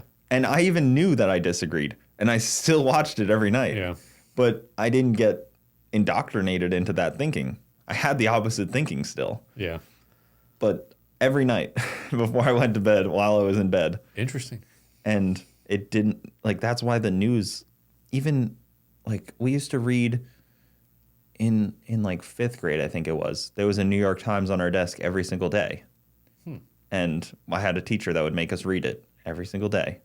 He said, I don't care which articles you read. You just have to read for the next 20 minutes of class. And I would probably read the opposite of what everybody else read because half the kids would pick up the sports or like something like that. And I would pick up like, it was probably about tragedies then, like the news is. And somebody commented that that's psychopathic tendencies to not be affected by that. And it may be true. It may be true. Because I know from experience, my wife is very affected by this stuff. Yeah. If she reads doom and gloom news, it's gonna affect her day. She's gonna push it away as soon as she can, stop reading it. But I just dive in. Well, let's take a break here. Jeremy, do you think I have the mark of the beast on me anywhere? What? Well, because in the last 10 years, I feel like I've heard this, that, or the other thing is. Man. Right? Steady on this rabbit hole, Cooper, here. No, it's just an interesting one because, like, I feel like people always constantly think, like, I mean, I've heard it for so long, like, this is the, like, what is it? The reincarnation of the devil, this guy. And then it's like, okay, well, that didn't turn out to be true. And then you're like, this is the mark of the beast. And then you're like, well, that didn't turn out to be true. And have you heard that? You've probably heard that throughout the years. Like, yeah, and I've even had feelings of, who it might be or whatever. That's a good question. But yeah, because it's interesting. Because I'm not saying like I don't believe that anything. Like I'm not saying that like it couldn't happen, but I just haven't seen the realisticness of. Maybe people just like shouting loudly. I don't know. I mean, this is a deep rabbit hole of which I don't know if I'm ready. Look, first we don't have to publicly talk about it. First time we did the podcast, it was like we just skimmed across the top, just referenced a few little things. We didn't dive too deep. This one we dived a little bit more deep. And I would just want to say maybe next one we can dive a little deeper. Maybe. Okay. But yeah, that's definitely something. Something I think about fairly frequently. Yeah. Because you got to think about it. Like, when it does show up, are you going to be smart enough to avoid it? Okay. Well, here there is some stuff. Have I already gotten caught up in it? That's what I worry about. I'm like, am I smart enough to avoid it? Am I already caught up in it? Okay, so hold on. Let's say a couple things here. I'm willing to entertain a couple of these, okay? Because these are like current events and or current things that are very notable. Okay, so here's an interesting thing. In the Bible, it talks about how you'll be deceived by this. Okay, and the word that is used is pharmakesia. Okay, pharmakesia is the Greek word for peddler of poisons and potions. Interesting. Okay. You already caught me. So the Greek word pharmakesia, okay, and again, it says that you'll be deceived by pharmakesia, okay, and doesn't take much to realize what that word, the stem of what it is, but strong connection there. Yeah. So that being said, that is a big thing. Now, again, something else that's spoken of is a one world government, a one world currency. Now, I do strongly believe in a lot of false flags, and there's nothing, it's called a Hegelian dialectic, okay? And what that is that you create a problem and then they create a solution pushing the masses into something. Well, to make you not sound like a crazy person, you don't have to believe in false flags. You could just look back and see all the ones that have happened, because now 10 years out from things, 20 years, 30 years, 50 years out from things, you can see what they were. Yeah. To think that they suddenly stopped is a little naive. So it's not like a crazy thought. It's just like a normal thing that happens. You know what's funny too is that we kind of just, this is where this like fractal approach, this whole circle has come again. Yeah. You know, there's a couple 3-letter agencies that just happen to pop up every time there's some sort of Well, I had my buddy on here that served in overseas in I can't remember. He was Afghanistan. Yeah. And he was asking me, he's like, what do you think of how it all went down? And I was like, well, I think it was pretty obvious that we went in there based on things that were told to us at the time that weren't true at all. Yeah. And he's like, yeah, I guess like it's tough because he was a Marine Oh, dude, there. So like to now find out that like, well, it didn't have to happen and it wasn't like, it didn't actually make sense. And like when you look back, you're like, why the heck did all that happen? Yeah. It's kind of a false flag when you say weapons of mass destruction. Agreed. I was literally having that thought on the way down here, and you know, just about all presidents except one are cut from the same cloth of that group, let's just say, and you know, there's one outsider, but when you realize Martin Van Buren, right? Is that who you were referring to? No, Cooper. Oh, okay.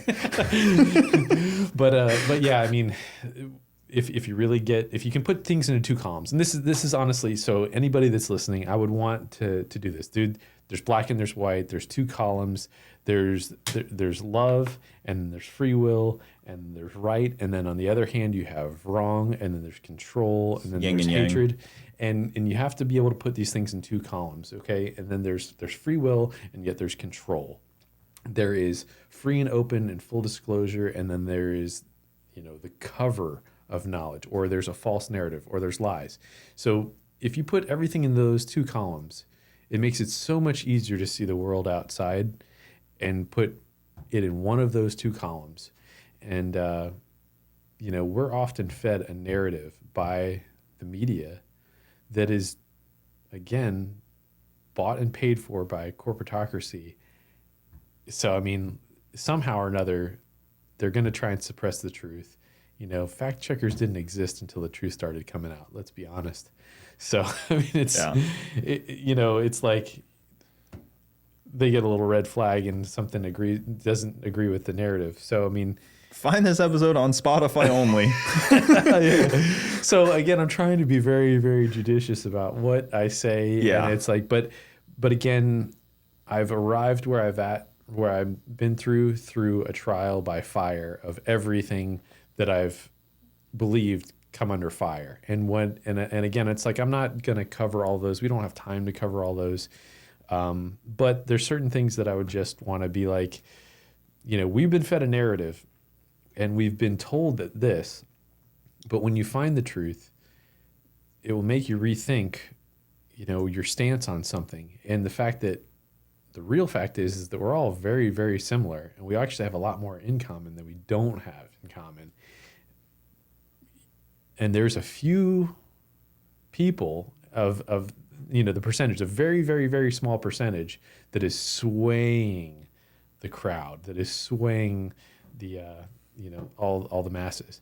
So if we can step back and cut through the BS and see the truth, dude, we have so much more in common, and we really are, you know, we don't have as much beef with one another. You know, it doesn't matter what gender you are, whatever. It doesn't matter what color you are. It doesn't, you know, none of that stuff. But it's like, look, man, if I treat you the way I would want to be treated, and ultimately, you know, we can respect one another, and we're called to love our neighbors, you know, and if we do that, then, I mean, really, the rest of the stuff takes care of itself, you know, so. And you know, there's so much more stuff to it, but Yeah. But again, it's like if you do just go back to some very basic principles, it's not as bad as it looks, and there's a lot more hope out there than the media would want you to believe. So Yeah, the false flag stuff is definitely something that people need to at least be conscious of. Yeah. You don't have to assume everything's a false flag. Yeah. But you should understand the historical significance of what false flags have been able to do and where they've led us and what could potentially be a false flag, and the fact that it's not something that's made up. They've happened, and the chances of something like history rhymes. Yeah. Things come back around. It could happen. It will happen again. What is a false flag or not is sometimes only to be decided 10 years later, unfortunately. Well, I mean, the easy thing is, what is the media pushing and what is their desired result? And if something comes along that suits that narrative, to me that fits, hey, this should come into question. And if it is devoured by the media and yet something else, and oftentimes there can be a distraction too.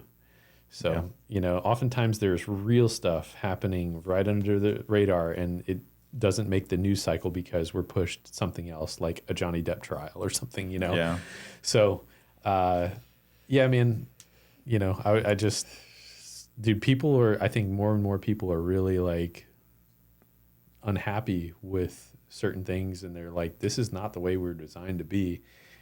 And that's true, and that dives so deep into the whole corporate, construct that we live in, but there is a way out, and there's much more to it. Do you think a lot of people have the feelings of this and suppress it because they think it's not like the right feelings to have? Like you shouldn't be thinking like you don't want the thought police to show up type of thing. Like you think like more people have these, like they know all this stuff's bad, but they kind of just like suppress it to the back of their mind and like try not to like think about it too much or display it. Like you don't want to display it.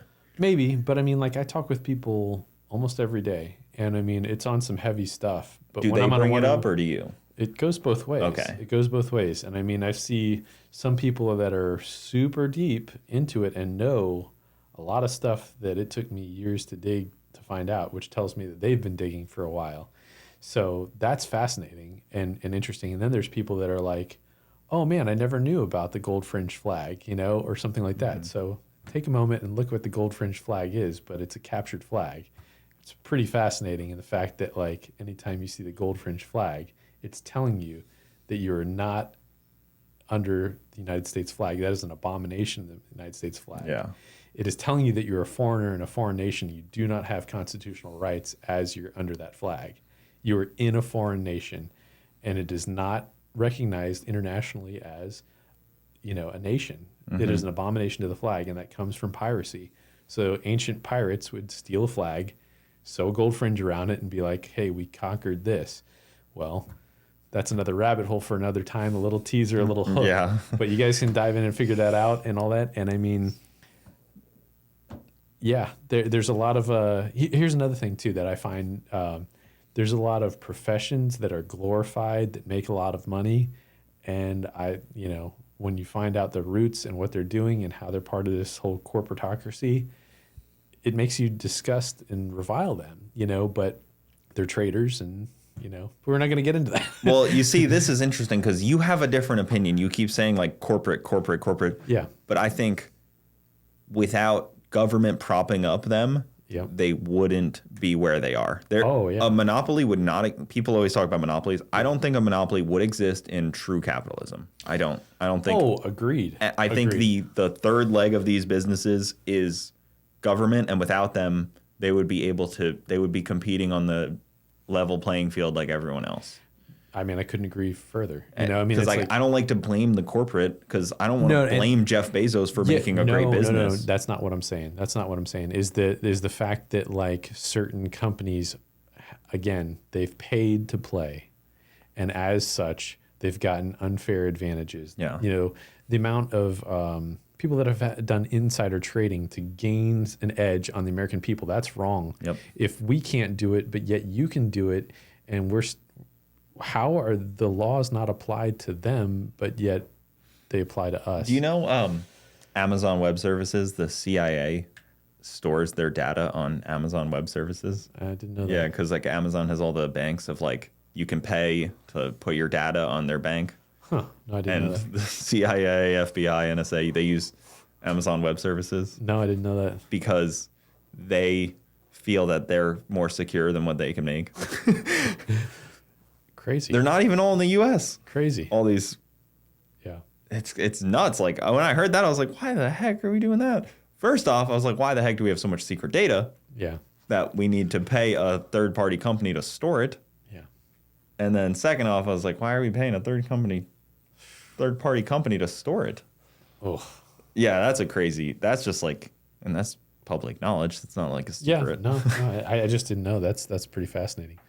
I'm sure a whistleblower will come out. You know, Snowden will be poor guy. No, but what I am saying is that like you know, take a company, you know, that has made a whole lot of money in the last 3 years here, okay, and they're sponsoring all sorts of anything on TV, you know, things like that, and that they're basically got immunity from the blowback of something, you know. So You're talking about McDonald's? right, yeah. But you know, that is something that is disgusting, you know, and you know, eventually I think history will show that, you know, eventually the truth does come out. Sometimes it takes over 100 years, but it will eventually come out. Does it though? Because I've looked at history books and they often Well, history also published. has really been rewritten a lot too, which is really fascinating. You know, so again, this comes in that full circle of the Rockefellers bought the education system, Yeah. or the Rothschilds. One thing that always confused me as a kid was our high school got history books every year. Why do we have to buy a new history book every year? Yeah, why we have the same one that they used since the 80s or whatever. Well, you like know? yeah, like we like History did we didn't change. I was like, I get that you're adding like what, you added a year? You added one more year of information? Like Yep. you didn't have to, like we didn't need to learn that one yet. Maybe every 10 years add some stuff, but that was always surprising to me. I'm like, even like math, like how much is math changing from year to year? Why do we need a new that's math true. textbook? Yeah, that's a good point. History was the scary one though, because that was weird to constantly update. But I bet you Pelican Publishing has like a deal where it's like you have to buy a new book every year and you got to burn those old ones because that always works out well too. I've recently bought like a bunch, like I like going to like a thrift shop and buying like the old books. Like I have like a encyclopedia from like a world encyclopedia from like 25 years ago, 30 years ago, and I'm like, that's pretty interesting because it's different. Like it's not what you would find in a current one. Maybe it's even older, but Can't find Ratchet in there, huh? it's just no. Well, it's like it's all world. Like it shows countries and what was going on in the countries at that year. Oh. It's like the world encyclopedia, whatever they call it, a geographical encyclopedia deal. It's a pretty cool one, but that's like a fun one to have in like an old dictionary or like an old Bible. Yeah. Like I got a couple like older things because they're so different. Yeah, no, that's true. And it's kind of cool because it's like cemented. Like it's not a website where it's like updated 2023. Yeah. Well, why? So aside from that, you are protecting yourself by growing food. Let's see what you got. We'll end it off We'll end it off with some lightheartedness. First off here. Which one of these can survive a nuclear apocalypse? Probably none of these. But I got you a little pineapple. Okay, so like, truth be told, here the bugs got into it right there. But it's a cute little pineapple here. I would like to help you devour that. Oh, so look. I'm gonna bring my. I got you a couple things here. I normally don't believe in fruit. Don't believe in fruit. Yeah, Like it doesn't exist. kind of like Australia. It's not there. It's not there. Or Antarctica. It's not there. I don't believe in anything past the southern hemisphere. I got you star fruit, so this one's not ripe yet, but and I got you some kumquats here. So Oh, look at that. All right, now these parts right here. Now I don't want you to like force to taste these. This is hot, Yeah, buddy. it's peppers. What do you mean? This is a spicy chili pepper here, spicy Thai chili pepper. So that's great for all sorts of stuff. But I wanted you to smell this. This is Cuban oregano, and this is one of my favorite spices. I got this older guy that helps me out, and This is a sign for other swingers. You have an upside down pineapple. I'm winking at them. Wow. You ever see that? Nope. If you see an upside down pineapple somewhere, it's like swingers live here. Didn't know that. Yeah. Pineapple is already like a thing, like a sign. Like if you got like pineapple, like if you got like a pineapple doorstep, like come on in. Oh, okay. So just no, I didn't. Maybe I like showing like Illuminati signals and stuff and like pineapple, just to show them like in these worlds so they don't take me out. Well, that's smart. I guess so. Okay, so you got all right. So this is Cuban oregano. This is super hardy. You can actually propagate the whole thing from just this leaf. And there's some golden retriever hair in there, but yeah, you'll be accustomed to that. But do smell that though. It almost smells like an exquisite cannabis. Now I wouldn't, normally partake in that, but it's like I did my time in high school. Of course, illegal in the free state of Florida. So legal. Illegal. Yeah, they made a commercial way to make money on it, so it's good. Yeah. But anyway, what does that smell like? It doesn't smell like a grocery store, which is cool. Yeah. Because I was just saying that to you, how grocery stores don't have a smell, which freaks me out. So I came over extra early this morning, or I tried to get here extra early this morning. That smells really good. And I cut up some of that put it in our eggs with some brisket, and I got you some other stuff too. For some reason, I had this thought, many, many years ago that just, tending a garden and doing all this other stuff just wasn't as much of a masculine thing. Maybe it was just because like my father never did it and my mom always was the one doing it. But, I've had a major change of heart in the fact that like there's nothing more manly than like providing for your family of stuff that you grew right then and there. Do you think that that's part of the attack on the nuclear family, is trying to make things like that are good for you seem like something you don't want to do? Oh, for sure. Yeah, like I'm a huge instilled in you that like it wasn't something you should do. Oh yeah, that's what you I'm saying. Shouldn't grow your own food. Yeah, you shouldn't eat meat either, and you shouldn't have butter or anything like that. And you should just have all of this. All of the stuff that just was invented like yesterday, but all the stuff that we've lived on for thousands of years, that doesn't work. Well, first off, none of my ancestors lived on any of this. I tell that to Bronte all the time. She's like, "You need to eat more fruit." I'm like, what do you think they had pineapples in Italy 2,000 years ago? Maybe in maybe in Sicily. I don't know. There is a tropical part though, isn't there? This didn't exist 2,000 years ago. Oh, I don't know about that. But look, you think they had that? Starfruit, yeah, that or kumquats, yeah, I do. There's a photo. Hey, look, this is from Italy. Here, this is a pepperoncini, all right? That's probably not either. But there's a photo it's in Sweden, and it's a black and white photo, and it's like these guys holding a carton of bananas, and it's like the first bananas. Yeah. And it was like 1850. Yeah. And it's they were fine without it. Oh yeah, no. And I get that. So I mean, there's many different sources to get the certain things and nutrients that you need. 100%. Like a bag of chips, like processed. No. Yeah. Like corn kernels. Right, dude. So step back and you look at the aisles in any of these places, and I've had a couple conversations in this regard. In the fact that it's basically what the food that we're being pushed is really stems from corn or soy. Yeah. Pretty much, you're looking at the wall of food and it's like, this is trash. That has, an oil on it. And that is something that I wanted to talk about this podcast. So we really do need to wind this down. But seed oils, yeah, man. I know you avoid seed oils as much as possible. Bad news. And they've made a major difference in my wife's life. As far as like chronic pain, and so on and so forth. And I mean, it can contribute to weight loss and so on and so forth. There's so many huge benefits to deleting seed oils, which are in so many things. I'd love to see the graph on how many things in the grocery store over the years have added seed oils, like where it really ramped up. It was probably like the 80s or the 90s where it just like ramped up, and then like red dye.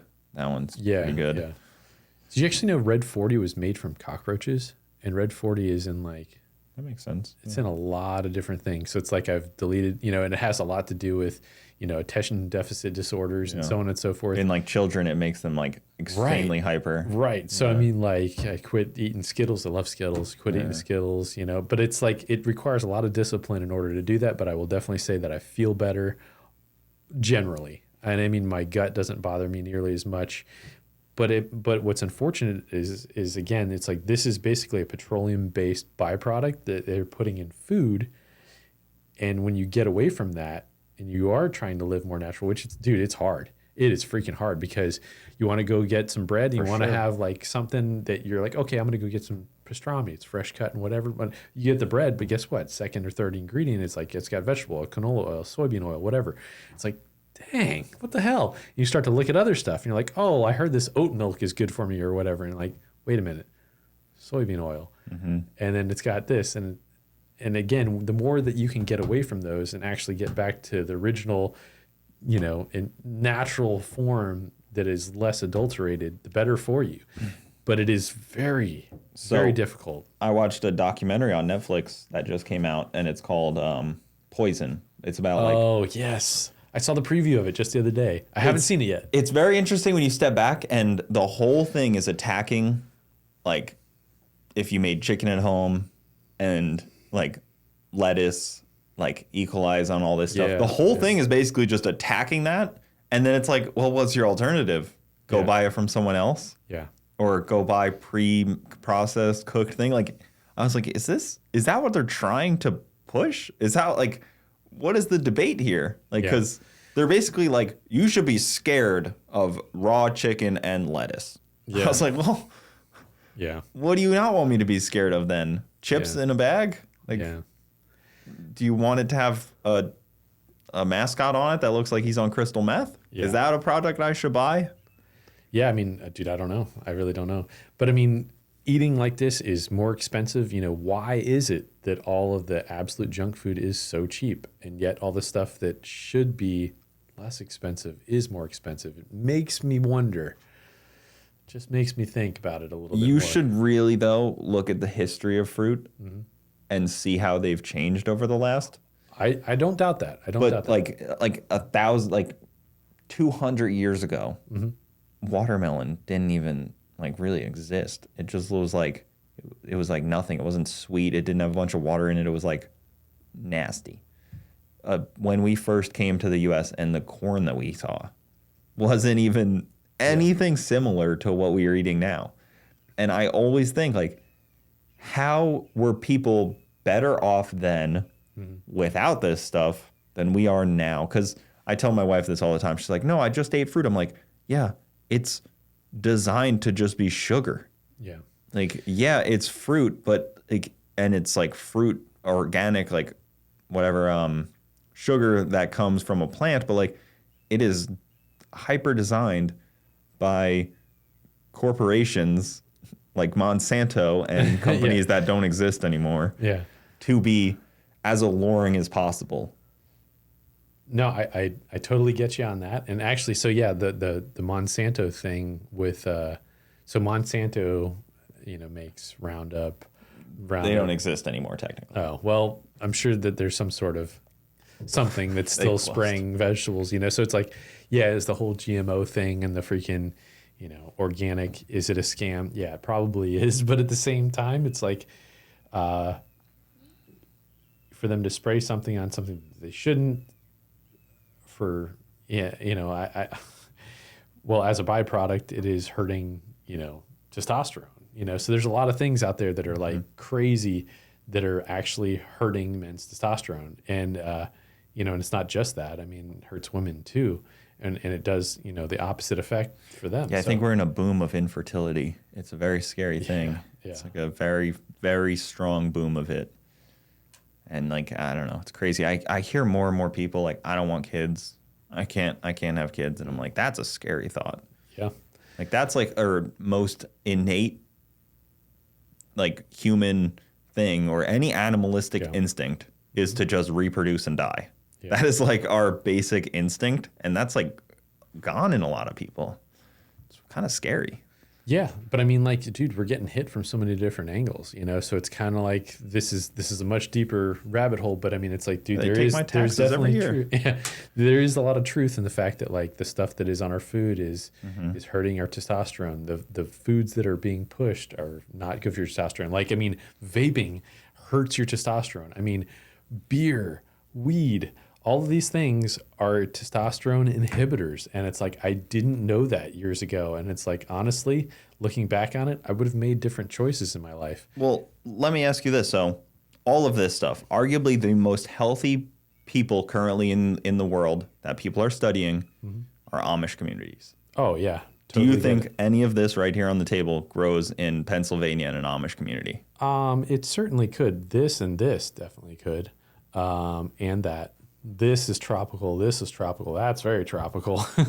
but I mean, and that's not to say they don't have any medicine, of course. Well, I mean, they don't have there's no cases of autism. They don't have any medicine. Yeah, many a rabbit hole. They don't really have much medicine, but this stuff is what I'm kind of pointing out is like, no, it may not be as needed as people think. No, okay. Let me just say this. You just need hard work. Go build a barn. So grow a beard. We definitely need to wind this down. This is not my podcast, but we need to wind this down. Okay, so you can't get out of this, Jeremy. All right, so look here. I agree with you to some degree. And like, look, let's just take this for example. You can make the same fractal type argument that comes around that we come full circle with. Okay. Yeah. Well, this is purified water. This is bad. So if you have water that has no nutrients in it, where are you getting your nutrients from? If you water a plant, are you getting the nutrients from the water, or are you allowing the water to pass that as a medium through the nutrients in the soil for the plant to uptake? I would argue the latter, okay? And if we're not getting the nutrients from this, then nutrient needs to come from something like this. So yes, this has certain things in it that this does not offer. However, if you're having spring water or natural water that has magnesium, potassium, and all these other, electrolytes and elements or essential vitamins. I add salt to my water every day. Yeah. And I mean, really, sea salt. Yeah, that's what I add. Is something that's worth adding because, again, it has trace minerals and so on and so forth. Yeah. Fantastic for your body. Absolutely important. There are some things that you're going to get from fruits and vegetables that you're not going to get from meats. And dude, I'm you're trying to sell me a timeshare right now. Yeah, I'm not. I'm not. But I mean, listen, you can own it for 1 week. You can have brisket 5 days a week here, but for a couple of those days, have a couple of, yeah.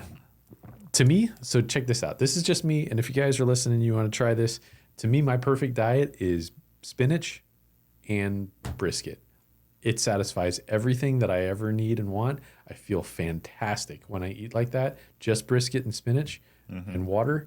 Dude, I feel great. I have all the energy. It checks all the boxes for hunger, satisfaction, salty. I don't even leafy greens, I do agree with. I 100% agree with leafy greens, and they're also better because they grow quicker and easier. They don't take as many soil like this takes a ton of time and a ton of soil nutrients. Leafy greens do not do that. Yeah. And you can't the cost of things is going very high up right now. To put nutrients into the soil is not cheap. Yeah. So that's going to be a big issue in the next 5 years. Yeah. And I mean, as long as you continue to recycle that, back into the earth, so it's like, I try not to waste anything. It's like I'll compost whatever, and I know that you're composting and stuff. So it's good. And that's a start. And it's like, you can use all that, it's not like, it wouldn't make sense that we're just depreciating the soil and taking all the nutrients out of it. It's got to go into somewhere and then it's got to come back out somewhere. So as long as you can keep that circle going, I think. Yeah, kind of keep the cycle going. I mean, that's why crops though, they'll leave they'll do every other field. Like 1 year they'll leave it empty, then the next year they'll use it again. Yeah. And some plants, herbiculture, like I was talking about, some plants actually add nutrients. So what I'm saying is you need to add an outhouse right here. I have a lot of tortoise poop. A lot of tortoise poop. Yeah, large amounts, excessive amounts. Probably he takes grass and or they both do, but probably a soda can 4 times a day. Soda can. And they turn into like balls of hay. They look like when they dry out. Wow. Yeah, a lot of. Hence why he has no grass wearers right there. Exactly. All right. Well, anything else we need to talk about here before we wrap this up? I don't know. I'm sure you'll be back on. We didn't even talk on like inflation and where the world's going to be in the next 5 years and all that kind of stuff, because that's what I was also thinking about, like predictions. I like to kind of make predictions a little bit, but I don't want to make a prediction. All right. Well, where can they find you at, Jeremy? You can check out Faster Proms for Instagram and YouTube. So yeah, I mean, we're going to be having some tuning stuff coming up. We're going to have that vintage go-kart that we found, an abandoned go-kart, and that is so much fun. And I want to be able to cultivate that a little bit more. Yeah. And the price of living is getting more expensive, but dude, there's no reason we can't have more people that are coming out and go-karting, because it is less expensive. It's still expensive, but for the enjoyment for your money, way better than throwing a bunch of money in cars and stuff. And How dare you? Sorry. And but yeah, I mean, we can check that out. And if you guys are interested in looking at some tuning stuff, just email me, Jeremy. You need your car tuned in the Central Florida area. Actually, let me do that too, because I mean, for sure, it's like Florida or not, I can do mail order tunes internationally. You go up to Gettysburg. Yeah, I go to Gainesville still too. Gainesville, But I mean, if anybody's doing mail order stuff, whether it's with a Holly or with HB tuners, I can do it. I generally want to stick with the GM V8 LS, but for the most part, I can do a lot of mail orders. I do that with HB tuners and Holly. And it's been great. It certainly helps fill the days when it might have a little less load, but there's tons of people that we do that for. So that's great. Sometimes that's my whole week, is that I'm doing, 4 mail orders this day and 2 or 3 this day, and then so on and so forth. And it's cool. Good deal. Well, guys, send them an email if you need anything. If you just want to talk about craziness and growing things, we just got to the bare surface of what me and Jeremy talk about when we get on a phone call. But that's going to do it, guys. Thank you so much for watching it. We'll see you next time.